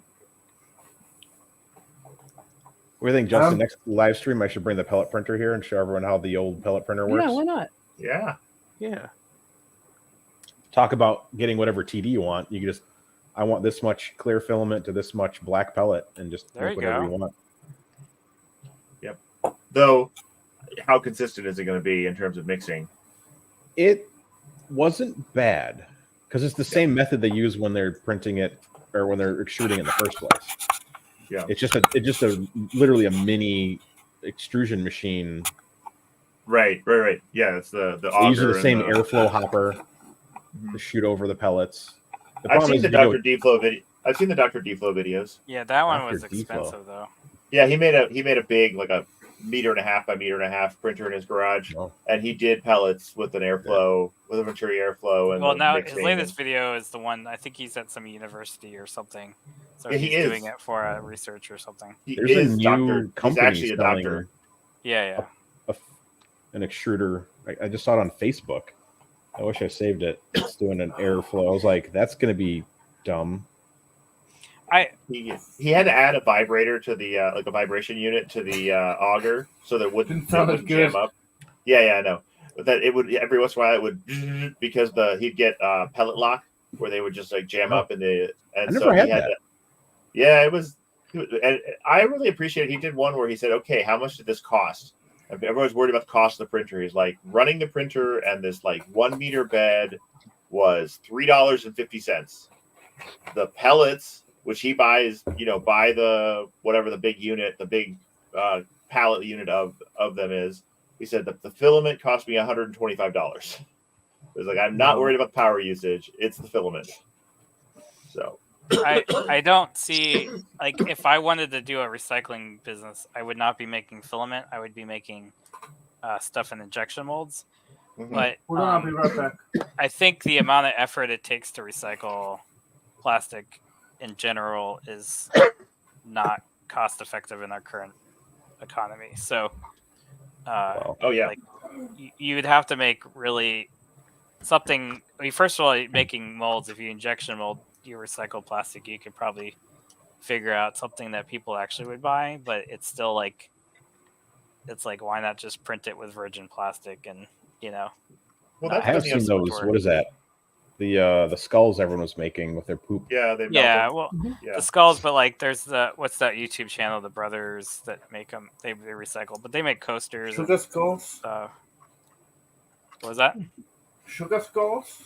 No, they take the skull and they melt the poops into I think it, it's like a basically. sugar skull, yeah, but Yeah. it's basically it's a mold. I think they can also, you can also make, I think they're like generally like candle molds. They're all silicone molds, but and I could make my own silicone molds, but I'm talking about injection molding like recycled plastic. Well, that's the unfortunate lie about recycling, which was it didn't end up being cost effective for most things. Well, yeah, and also so a lot of it just doesn't happen. Cleaning and sorting, and the problem is nobody sorts their plastic recycling here. Well, so or you live really in a state where they have sorting facilities. Like I live in a state with sorting facilities, but they don't do a good job of it.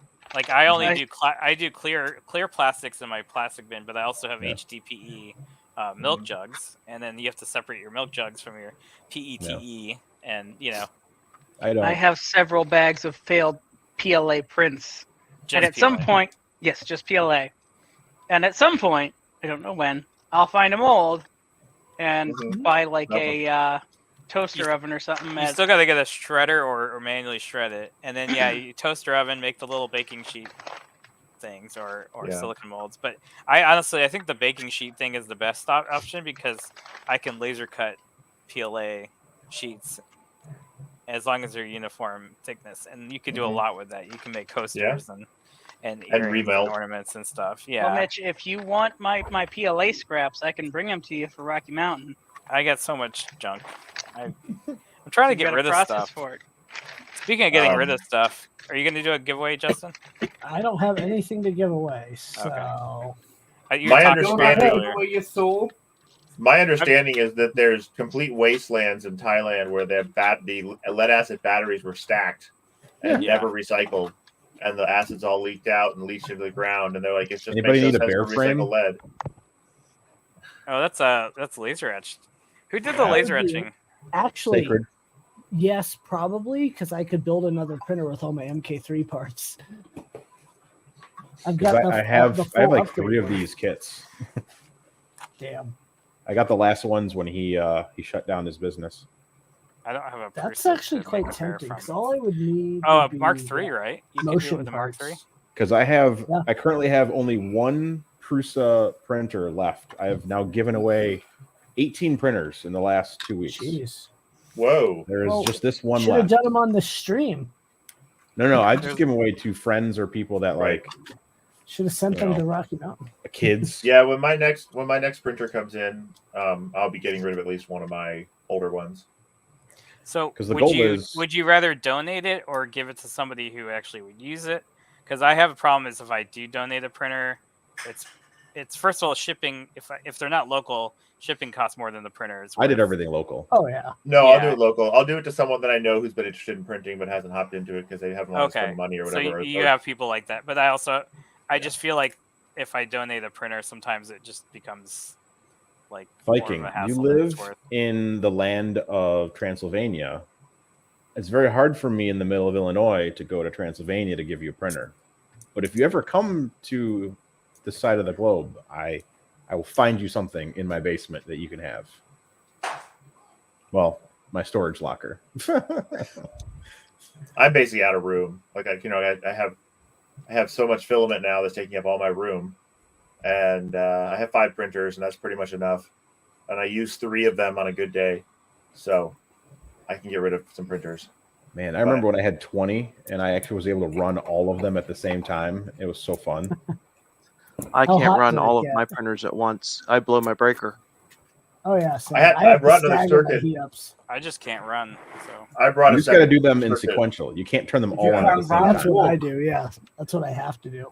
Well, when I got the 2 bamboos, I said I can't run all 5 in this one office with one breaker. It would be too difficult. So fortunately, there's a closet right on the other side of the wall that you can't see. The brick wall. Let's imagine it's a brick wall. There's a closet on the other side, and it had a different circuit in it. So we just ran right over the door frame, just on the wall, and then pushed it through. There's already a sconce hole there, so we just pushed through the sconce hole, and that's our plug. And that was really easy. I had a guy who knew what he was doing come over and help me do it, but it only took us about an hour. Yeah, it almost took longer to figure out what circuit to use, like what circuit was available in the basement and close. That almost took longer than actually running it and getting it powered. My breaker panel's literally right there, right then there. What's the problem, Rob? Buy some Romex, drill some holes, get it over there, and have another circuit. The breaker panel could be full. It kind of is. I can put a double breaker in. I'm not at amperage capacity, but I am at breaker capacity. You can also put a second breaker in next to your other breaker and put another breaker box. Breaker. Yeah, but that's you just have to be. We have to be YouTubers so we can get sponsored by those battery solar companies. Yes. That give away free. I was a YouTuber once. Like jerry rig everything with his underground. Yeah. Bless you. I found out I have to get Thank a new you. gas service. I need to fix my What? hot water heater. It's old and going. Dude, Yeah. buy the electric InstaHeats. Yes. Save yourself the hassle. I will get a gas InstaHeat, but I will not use an electric InstaHeat. That's ridiculous here. I have natural gas. It's way cheaper, and it's much better.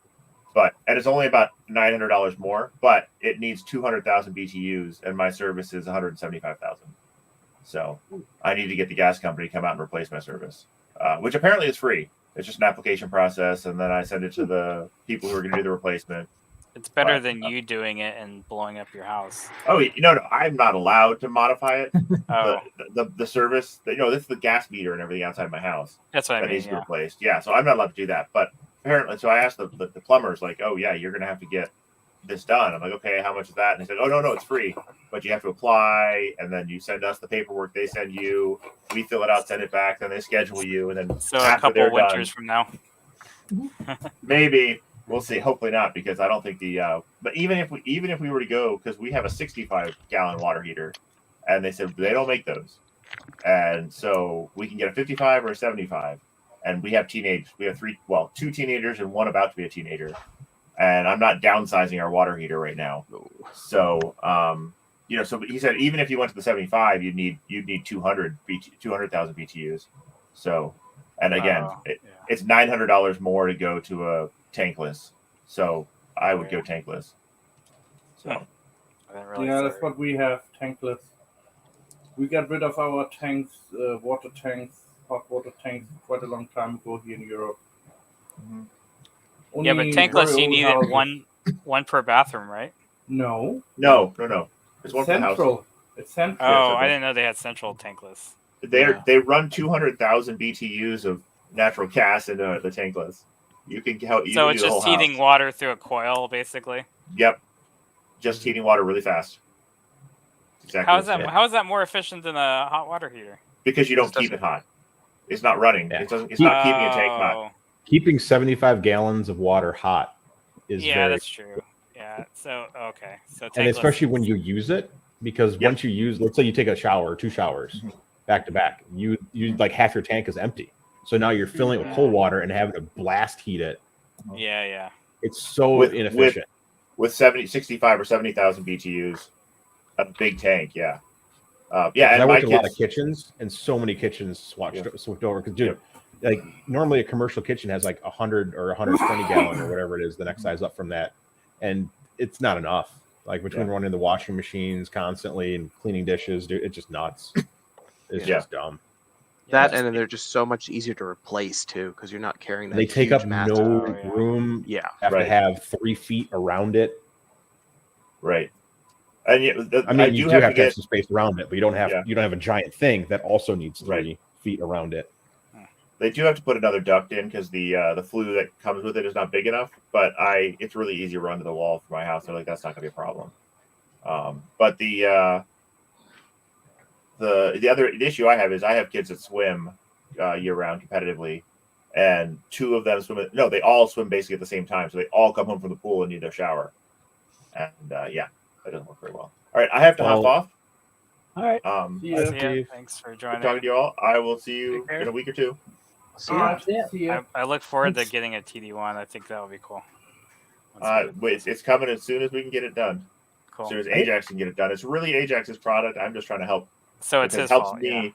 It helps me, but like I'm not making any money from the TD1 except for residual sales to Hugh Ford. Yeah. So this is his project. So, all right. Good night, guys. Awesome. Good night. Yeah. Have a good night. I'm actually gonna dip as well. I got to take care of a few things before I go to bed. He's gonna turn into a cat again. Here. Right? Yes, I will turn into a cat again. That would be such a cool. Good night, everyone. Thanks for hanging out. See you, Mitch. Peace. I'm not going, but Oh, I thought you were going. Is there a... So I have a bunch of these 8mm magnets I've been playing with because, like, remember buckyballs? Yeah. Yeah. I don't know where mine is. I'm sure it's probably in one of my bins now I think about it. No, when I installed my tankless hot water heater, the hardest part was running the higher amperage wire. And the hardest part of that was fighting the copperhead that was underneath my house with a big screwdriver. Oof. Oof. Yeah. You have a crawl space? I do. Yep. Oh, I was in a crawl space, like down there Scary. with this like 3-foot long screwdriver I was using to pull the insulation back and look and fish the wire through, and I pulled the insulation down where the wires That's go why you down keep a underneath the mongoose as house. a pet. No, my ferret died. Oh. He died at 8.5 years old. So oh. Otherwise, lived a nice, I would long send life. him down there and let him take care of the snake. Just rent a mongoose. Yeah, rent a mongoose. Mitch, I have a job for Got a you. rattlesnake problem? Backpack, We have rent a mongoose. mongoose. You just walk around to people's homes like, got any snakes? I got a mongoose. Oh What's god, a mongoose? guys, I have a backache really badly Isn't that a right now. marsupial? For like almost a week and a half, I have backache now. It's very. Oh, it's like not a chinchilla. You're getting but old. Like, It's part of the process. Yeah, I know. Don't tell me. Yeah. is that a mammal? Oh, it is a mammal. Mm-hmm. What, It's a a weasel. mongoose? Oh, it looks Mongoose? like a weasel. It's not a weasel Yeah, though. it comes from China area. They have a lot, and India. Oh, I see. They actually like fight spiders or Yeah, snakes. Mhm. Yeah, they're Sure. well known. They use them for snake clearing and. Look at that. Matt's got a bad back. Rob's got a bad shoulder. Well, my shoulder I've was got a deer shoulder related. here. Yeah. My bad shoulder gotta- was deer related. I hit a deer going 50 on my motorcycle about I was Yeah. 3 saying, months like, did ago. you You get have like the an elephant excuse. rifle out and just like didn't brace right and just took it all to the shoulder? I walked into the wall while I was sleepwalking. Sorry, Matt. I shouldn't have laughed. Sleepwalking. More like he Yeah, I woke up do late at night, sleepwalk. didn't turn the lights on. He was looking for a snack. Yeah, Right. kind of like that. I've done that. No. I played a Tripped very over his pet mongoose. So. No, I was I got messed up from that crash. I killed the deer by running into it going 50.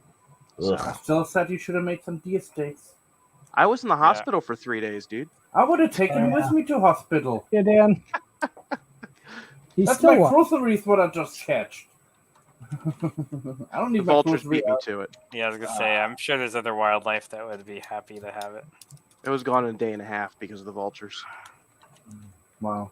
That we really have super sucks. Yeah, we have super active vultures around here. Yeah. Yeah, You guys see you at this? least have an excuse. Yeah. I haven't It fixed looks my like bike yet either. It looks like a colorless vein. Yeah. But which one is Lubin? Which one is Lithomaker? Is this a trick question? Yeah. Yes, Um, it's always a trick question. underpants. The ones? the more vibrant colors is Lithomaker. Which one? This one or this one? This? The Left. left one. No. That one. Yeah, you're correct. We're just in the process of making it better. We've only been working on the software now for over a week. And What about well, a week the now. lower one? That one is just different filament Oh, with okay. blue band. Oh, I see. So less So- saturated. Ooh, Well, wow. guys, I'm gonna hop off. I have work here tomorrow, so does my wife, and it's past Yep. 11 o'clock for us. Oh, geez. Go to sleep, Jeez, would you you? future people. Rob, hit me up tomorrow. Let's have a All talk. right, Matt. Yeah. I'll see if I can. I've been so incredibly like. Busy. Yeah, me too. Are you booked for Rocky Mountain Rob? I have not done my flight or my hotel. Oh, Book your hotel weren't we now, talking 'cause about they're riding booking together? up. Mitch, we Yeah. discussed it briefly, but you're pretty out of the way. I'm Oh, in okay. Virginia. Yeah. Oh, I thought okay. I just. So you're I'm gonna fly. Probably? Yeah. Oh yeah. Yeah, Probably no, smart. definitely. Yeah, I recommend book the hotel and do pay at wherever and do it soon because we're already at 1,400 people and a lot of those are coming from out of state. So if you want somewhere to stay, you definitely need to do it, Yeah. even if it doesn't cost you anything right now. I have a family member that has a lot of Marriott reward stuff, so I'm gonna. Yeah, that's what I'm getting in gonna on try that. first. Bug them. Yep, absolutely. The hotel lobby is pretty big though, so if you just move around a little bit, you can sleep Yeah. between. No, they're pretty good about that. Yeah. Well, It's a I was good gonna get a lobby, though. double. I was gonna get a double bedroom because Josh Taylor, Oh yeah, #4 creator, wants to go, and yes. I was That'd be telling good. him that I'd get a double room bed, and He's a bronze, I think. I hear he Same as I am. snores. Yeah, we can put you guys right next to each other.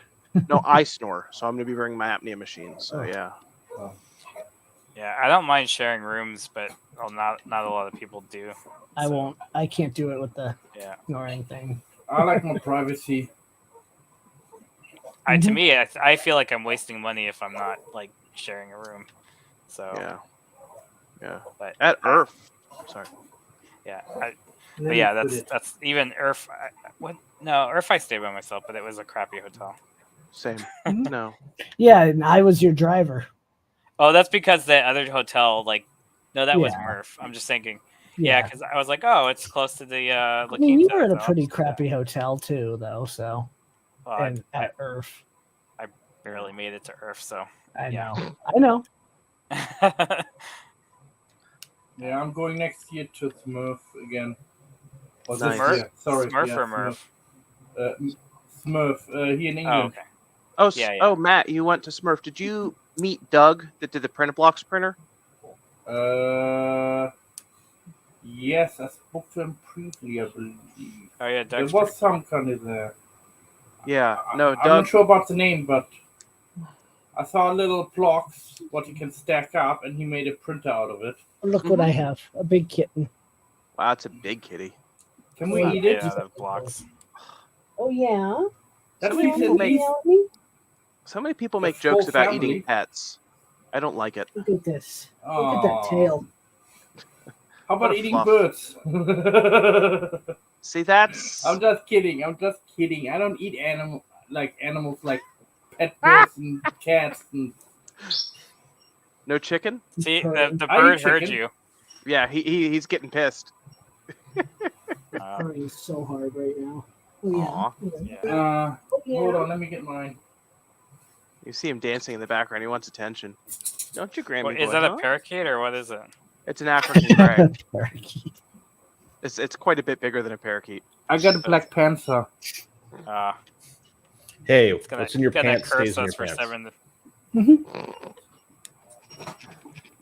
Well, guys, I'm gonna go. Like I said. All right, Rob. All right. Thanks for having me, guys. I wish I could get into these Wednesday streams more often, but often my wife works on Wednesday.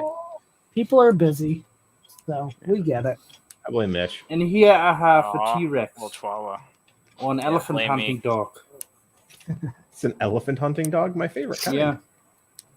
Chihuahuas are territorial, though. Well, yeah, you gotta have a guard dog. A real guard dog is a Chihuahua. Or a pit bull. I mean, there's just two. Chihuahuas have the best hearing out of all dogs. No, seriously. Chihuahuas have the best hearing out of all dogs. Because the ears are out of proportion for their size. And they catch a lot of sound with those ears. And even though sometimes she knows it before my wife is at home. Like she pulls up and she like like gives me signal that she's home, and I'm like, okay. And I go in front and open the door, and there she is parking up the car. She already I do the knows same car thing when sound. Justin comes over. Well, only if you come to Colorado already. You just get barked at. Just get barked at. That's when you're in trouble. You gotta. Oh, I still had more of this. I did I some thought I was out. rearranging in my home. Yeah, if you guys see the corner, that's where the T500 gonna go. So, right there where the cat is.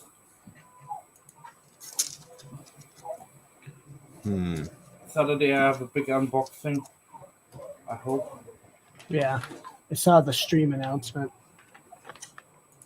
Yeah, Jerry's gonna co-host it. Well, he's hosting it, and I'm streaming on his I won't channel. be able to watch. It's my 11th anniversary, so You're But so you remembered it? I know, I really We're am. more important than your anniversary.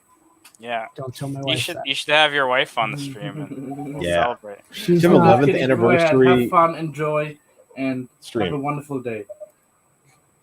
See ya. And don't forget to get some kisses. Yeah, One or two. Maybe 3. If you play nice. That's asking for. The third one comes from me though. And The cat will that'll only happen if you come to Rocky Mountain, though. when is that again? When's Remurf? April 19th to the 21st. April. Yeah, 19th. Question, guys: are you guys butt buddies? Yes. Okay, How did you banned know? from the stream. All right. I could have said a worse word, but Yeah, hold you on, only I'll have fix 7 it. people watching. Yeah, that's just my mom and my dad. I'm My great sorry. aunt. Did I say something wrong? I'm gonna have to make a new sign instead of days since robot attack. It's gonna be days since someone has called me Justin's lover. Back to 0. Yes. Hey, if the shoe fits.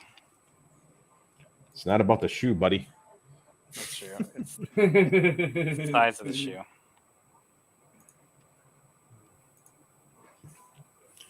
What am I Yeah. looking for? Somebody said something. I'm gonna look something up. I don't remember what it is. That was now. me. I'm trying to get a dust boot, and Tom Llama has a dust shoe, dust collector shoe for CNCs, but it's hard to find.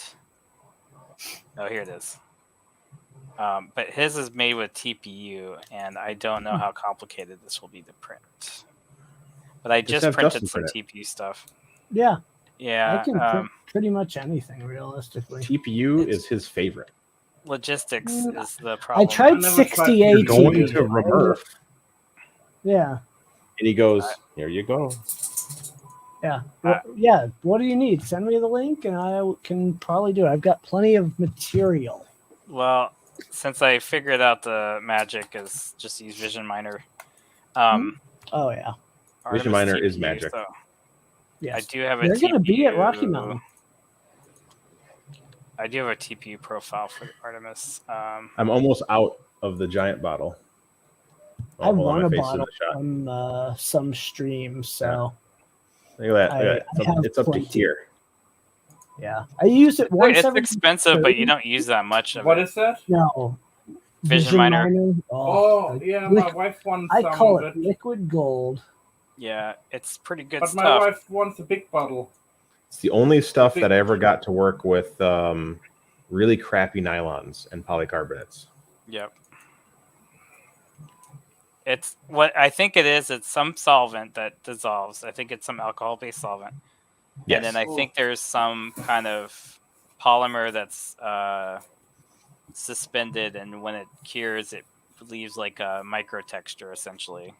I believe. I just got this one too this week. Wash and cure. Yeah, wash and cure. I have the Elegoo Mercury wash and cure, like the original one.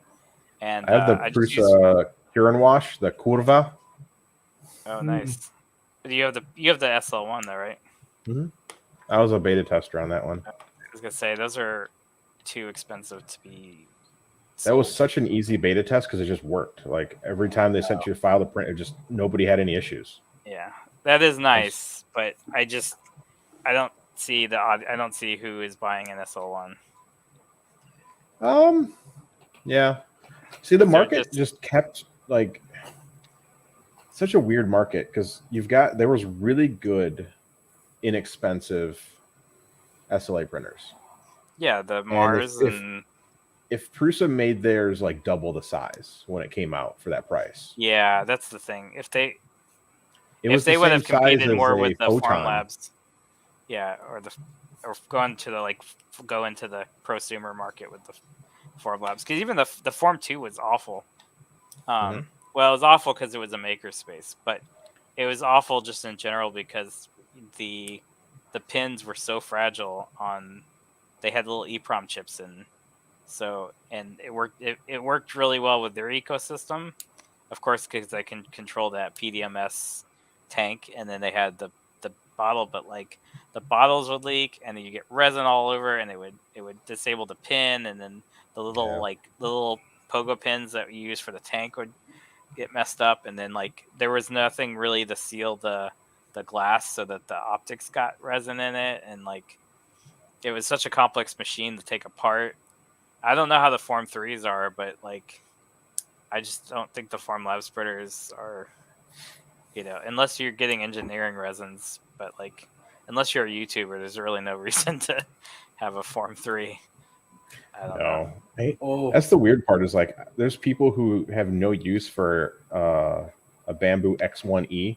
They're like, I need to have an X1E. And I'm like, what are you printing? Well, I can print other stuff that I can't now. I'm like, it doesn't make it any more secure. That's the only reason I would get it. Talking about more secure. But the heated chamber is the only like benefit really is the heated chamber and the fact you can print up to 350C, 320C. It can't print like actual peak. I don't know. Did you know the government here in the UK and several parts of Europe, governments they're looking for 3D printers? Like people 3D printers to print. Which country? I know England does. Germany, no thanks. Poland. Germany, yes. I'll move to Germany. I'm just trying to find an excuse to immigrate. I think it's to build drone parts. Oh, okay. Sure. If they want to make, what is it, for military? Yeah. EU stuff. Cool. I think so. Rescue I'm down. And military, I think. Just give me a little flat somewhere in Germany. I'll move. Just get my visa. No, because I've been watching the news the last couple of days, and it looks like we're preparing for war now. Are they shutting down? Are they closing the borders? The borders are already closed between Poland and Belarus. Oh, well, Belarus, yeah, that's because it's a dictatorship, but... yeah, but, I don't know enough about something else. European, yeah. Anyway. But I think it's a big opportunity, Yeah, I would be fine with it. Yeah. I can learn German fast enough to move there. Wirklich? Kannst du Deutsch? What do you think of the site, Chris? Pretty clean. Beer. That Lulzbot logo needs to be improved. Someone didn't send you the Illustrator file. They send you a JPEG. Yep. That's what they sent us. That's what what's his face sent us. So because I know believe it or not, but the UK military. Don't you like the? Yes, that's the logo that Ajax sent us. I'm like, I need a logo, and he's like, here's your logo. I'm like, yeah. Cookie but can. you like that every logo links to their site. It's pretty nifty, huh? Yeah, they're doing. Is that a dog? Yeah, it's my dog. She wants a treat. I was like, who's groaning? And she wants to go outside for poop. But it's 3 o'clock in the morning. Normally, she doesn't poop in the morning. They make weird sounds. Hey, Wuxon. I do want to try one of their printers. They're local. They're just in Fort Collins.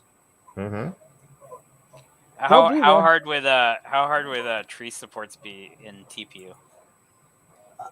Not hard. Not easy. Not the hardest thing, but I mean, should I use it or should I just use a standard? I'm gonna switch to. What is Lily? Oh, Green Gate. I remember those guys. Yep. Hey guys, I have to go. I have to let my barely dog made out. it in though. Yeah, they're still going. Who's gonna let your dog out, Matt? I'm gonna let my dog out. Otherwise, she's gonna poop in the house. Who? Well, have fun.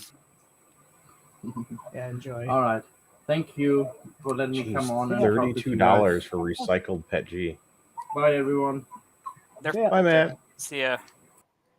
I have quite a few rolls of their Pet G. I do too. Pretty good. Yeah, it's not $32 good though. That's just insane. That's why I get it at the shows because it's it's usually discounted. But I mean, that's the only time I get filament most of the time is. Yeah, I mean the problem is the Polymaker is so big and like well known, and their quality's so good, and they can get it so cheap that it's just like they're definitely dominating that end of the market. I still have to add more pages to the site, Chris. I just been busy with other not that things yet. I got about 3 more pages I gotta add. Yeah, that is one of the things that I'm seeing a diminishing return on is filament. There's just so many new filament manufacturers. I'm like, there's no way we're buying enough for all these different manufacturers to have filament. Right. Because again, there's only so many base materials being produced by like 3 companies.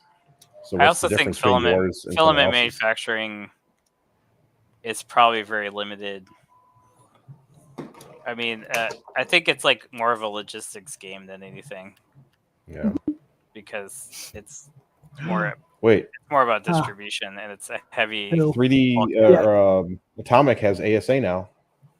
Oh, yes. Nice. Wait, what? Yeah, they have black, gray, and another gray. Ooh, I need to go to their site. Yeah. Because they wanted to be in, but they missed out. They finally went ASA. Woo. Their ABS is really good. Oh, I know, right?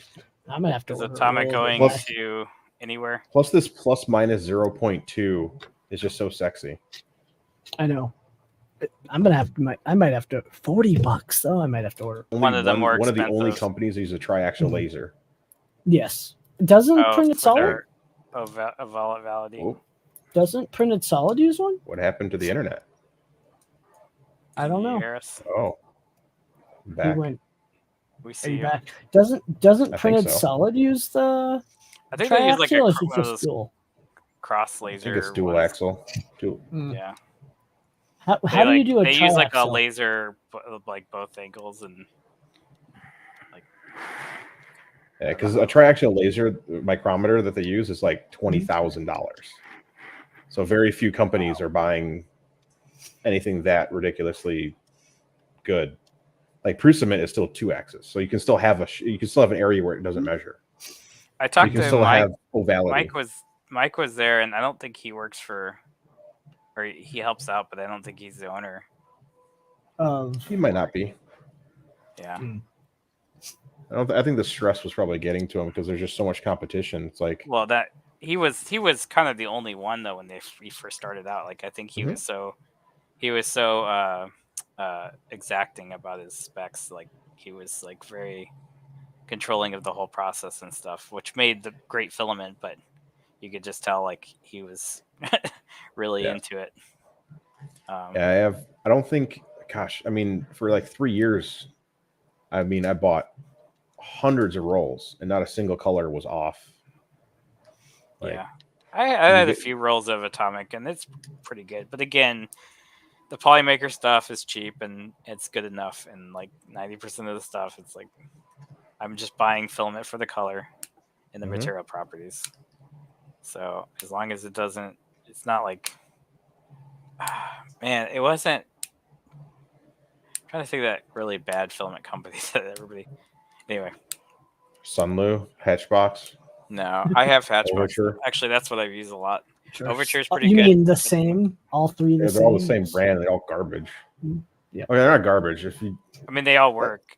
They all work. Mm-hmm. Yeah. You know, it's just. I remember I went through 3 different rolls of Hatchbox when I first started, and they all clogged printers because there's metal chunks in the filament, and just like and it's not glitter filament. It was just blue. And I had to pull metal flake chunks out of the hot end with a cold pull. I still have like Repcord filament. Like I don't.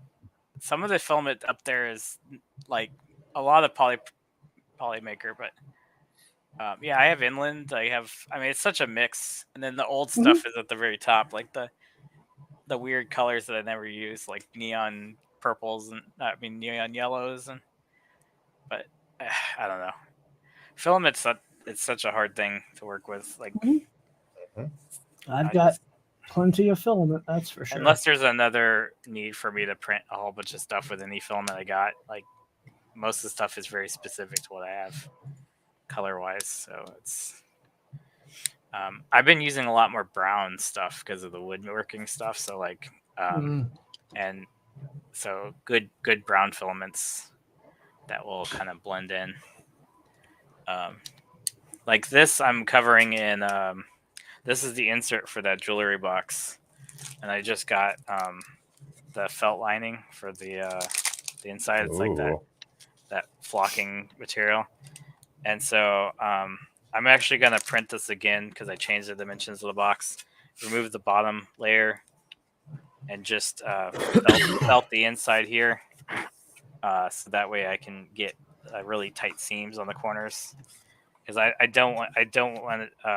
So like the recesses for the hinges, I'll have to be really careful and cut around, and so because I don't want to have any showing 3D printed material underneath it. But if I can get like, I don't have a pink that's this color in filament, so damn it, try again. If I could get something that looks like the walnut will look when they stain it, then it will just blend in with the walnut.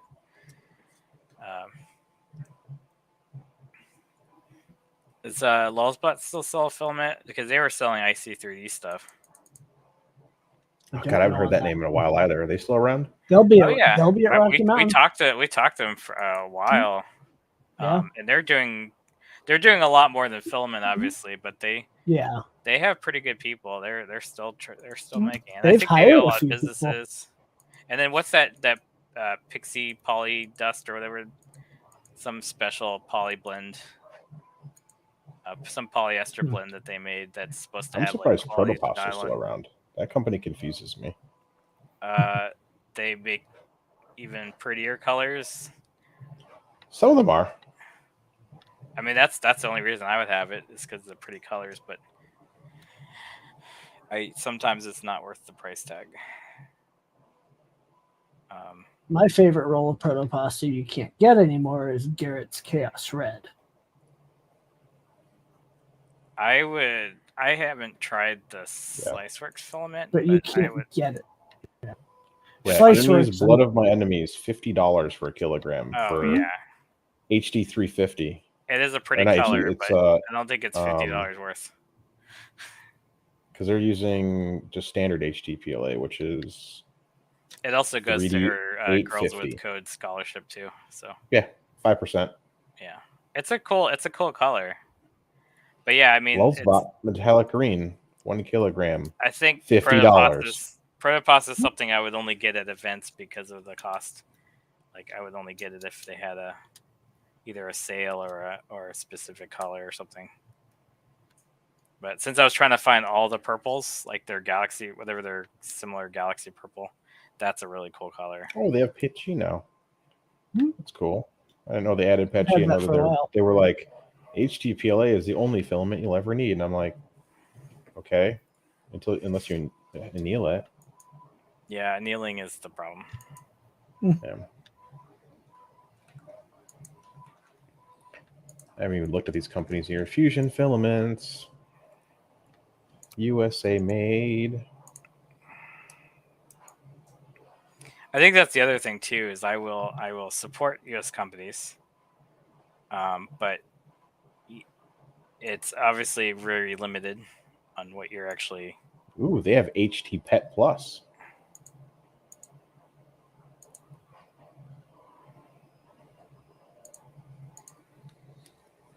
B-Pet, baby.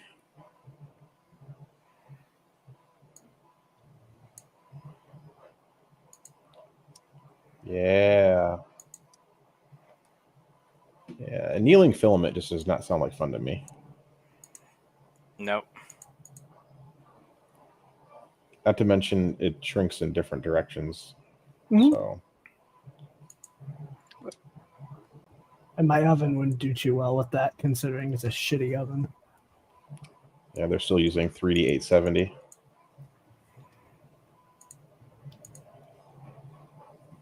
Good. God, there's so many filament brands. For what? Everything.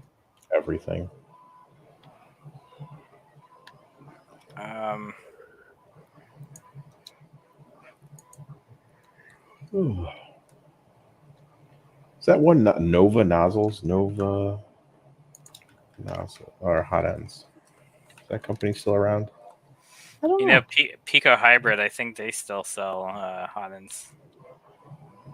They finally came out with it. I think they've been around for a while because I was looking at the Pico Hybrid for the Aris Delta because that was like the only tiny hot end. But yeah, I think I should go. Well, I don't know.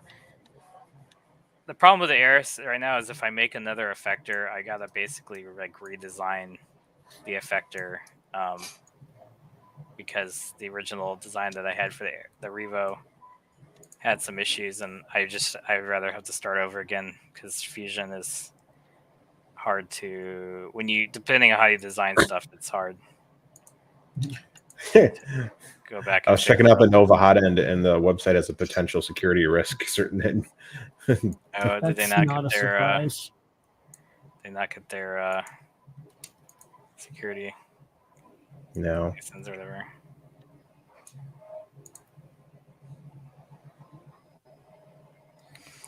$126 for a hot end. Ugh. That sounds like that's about the price of a Mosquito these days. That's as much as a Revo too. Right? A Revo kit. Revo Voron is like $75.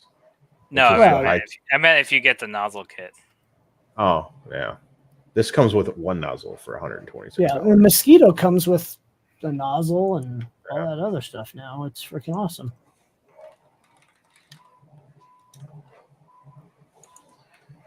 Yeah. Support reinforcement.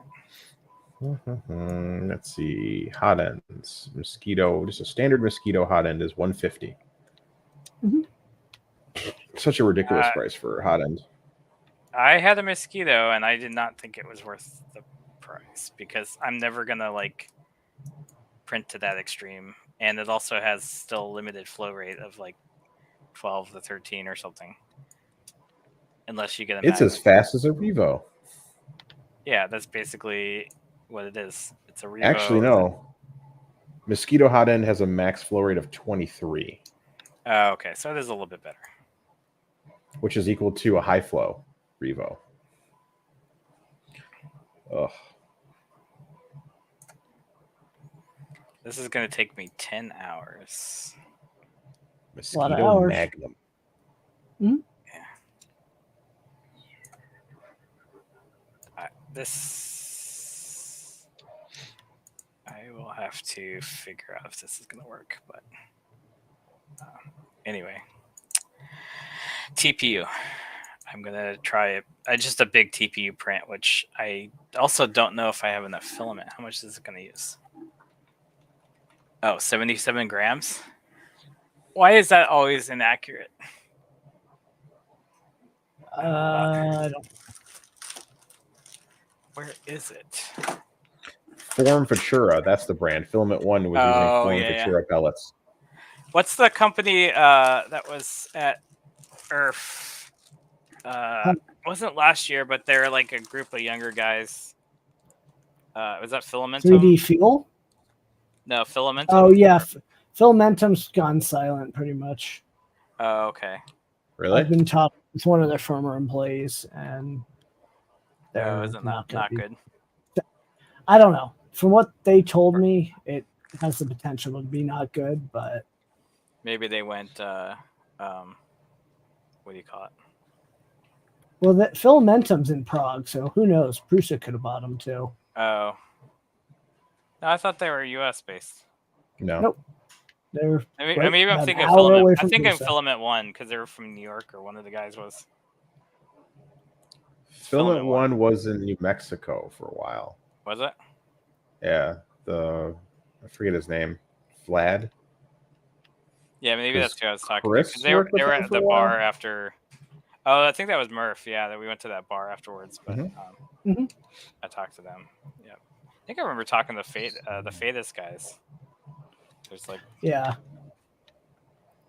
and then I was like, "Wow, you make a lot of hot ends, and they all kind of seem to do the same stuff. Like they have a lot of similar products." That is the downfall of Chinese manufacturing, and also the influence of like like it's one of the things that I love about Jason is he's willing to do anything, but then it's also the downfall of Jason is he's willing to do anything. Mhm. And Fadus is the same way. It's like, oh, we have this cool project, you want to do it? And he's like, sure. So it's like you're spreading him so thin, like he can't do it all, but he tries. Yeah, I talked to Jason today. He's such a cool guy. So did I. I'm sure he's flooded all the time. Oh yeah. Yeah. He's the one who kept bugging me he's like, you should get a printer. You should get a printer. I'm like, yeah. I'm just not into it. And he's like, come on, look at this. You saw my Twitter that's coming out. You saw my Twitter. I'm trying to get rid of stuff. Mm-hmm. Well, just send them to Rocky Mountain. The Artemis, do you think I could sell it or should I give it away? I would start with selling and then give it away on Sunday if you don't. So if you don't, I just think it logistically though, that if somebody takes the printer, they're gonna have to deal with it. Yes, but that's on them. They buy it, they will figure it out. Well, the fact that it's gonna come with a Revo Micro and a Orbiter 2 and a Duet Wi-Fi, like it's at least a $500 printer, but I would take anything for it. Honestly, I just want it to go to a good home. The Aris, I'm gonna try to get shipped out, but again, it's one of those things I got to do another project. Right. The KP3S is going to be a backpack printer, and then I have my other backpack printer. So the original backpack printer I had at Earth is gone. That frame is being trashed. Well, yeah. So my original Aris is in the closet right now, and I can use it, but it's probably just going to sit there collect dust because. Oh, I was going to show Chris. I'm pretty much done with the Aris project. Here. All right. Yeah, so. You see how much they sell. They don't even have the Aris on the front page, do they? So.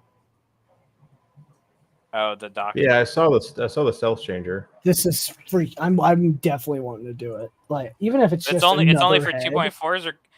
I mean, you could do it with it's a only Trident, for right? 2. It's only going 2.4s. It's gotta move and the pick up. Nomi Konomi. The Nomi. You don't care. Yeah, you don't have to have that. No, but that looks so you cool. Can. Having it's so a tool cool. changer with screens on them, so you know what it's status freaking they are. Cool. I'm thinking about modifying this one. What's the kinematic coupling? I don't know. There's a to the GitHub and they show the tap. Where is it? Here it is. It's like a modified version of the tap, I think. Yeah, it's like that. Oh, so they are using like a ball and cup. So magnetic ball and cup. It's pretty cool. I'm excited. I really want to. I'm giving it a bit of time to mature a little before I do anything. And it's not an active draw like it's not like the black box where it has like a screw drive. No. The black box has a little NEMA 14 or NEMA 8 or something with a spur gear and a drive, and it has like a metal Don't key. you just need a servo? Like that should be strong enough for that. Apparently it wasn't reliable enough, so I don't know. The black box is a pretty cool design. It's pretty hardcore, but it's a shared extruder body on the carriage, and then the hot ends.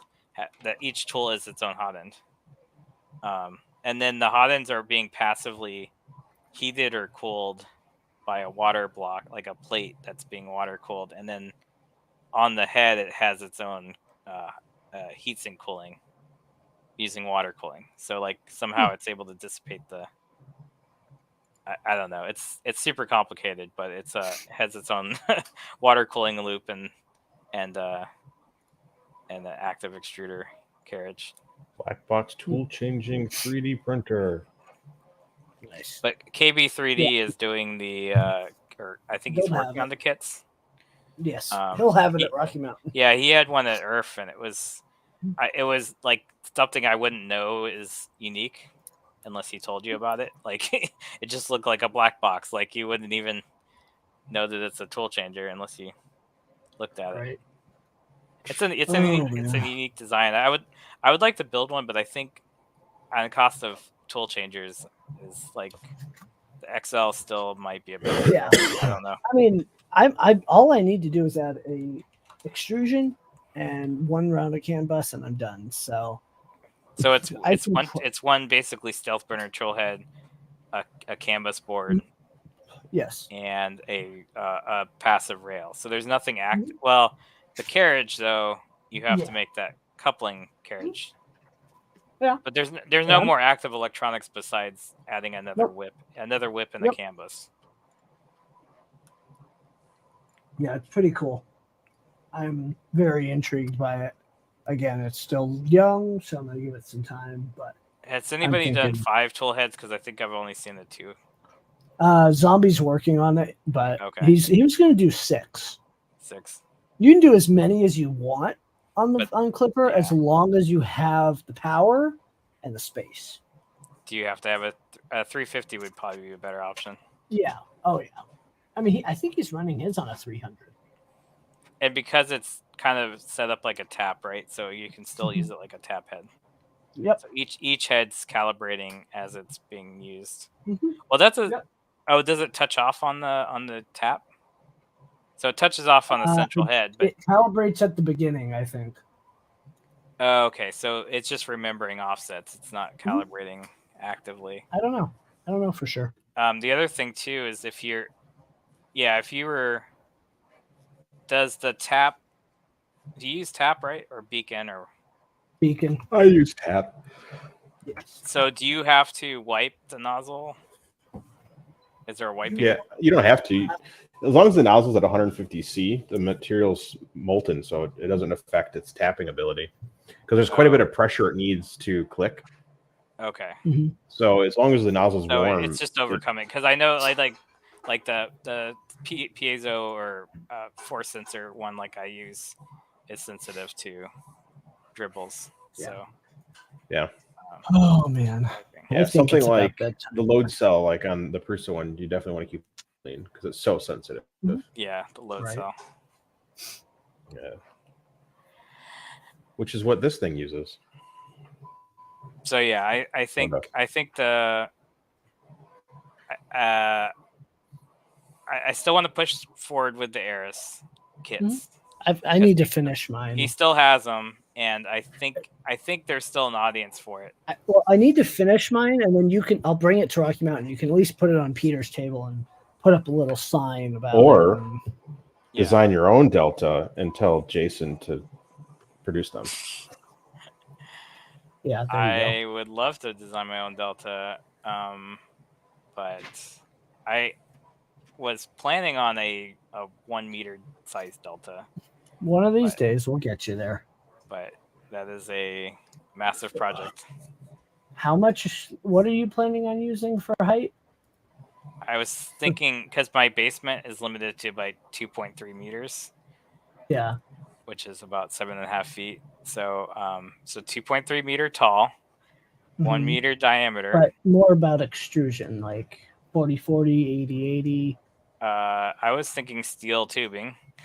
But yes, I could use 80-80. Let's talk. I might have a supplier that can get us some cheaper stuff from China. Yeah, but even an 80-80, like it's still heavy. It's still a lot of material. But I was thinking NEMA 23s, but like those AC servo kind, the integrated like servos, NEMA 23s, and then just wide, like those super wide belts is basically the stuff that like Ivan Miranda uses, or just like it would basically be like an industrial printer. But yeah, the hot end I was thinking about getting slices, Mosquito Prime or whatever. But if I could get an equivalent like 100 hot end with 2.8 millimeter diameter nozzle, I think it's the biggest I can go. And just push 3 millimeter filament maybe. And I think pretty much any extruder that can handle that amount of flow would be fine. But yeah, the effector wouldn't be that big at all. I mean, honestly, the hot end is like that big, and then you have so the effector only has to be like maybe 150 millimeter diameter, and then really the wider the wider the effector, you really want a wide enough effector that the arm spacing is wide enough that it's not tilting. So really, you don't need it to be like super wide, but you could probably do a good like 80 millimeter effector distance or 100 millimeter effector distance, keep it even. But for a 1 meter, you're talking like a 700 millimeter square in that 1 meter diameter print area.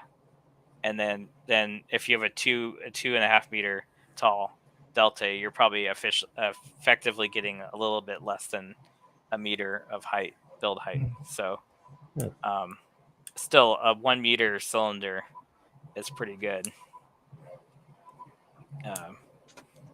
Well, I think we're gonna end the stream there. I need to go to bed. Do it, Grandpa. I'm gonna.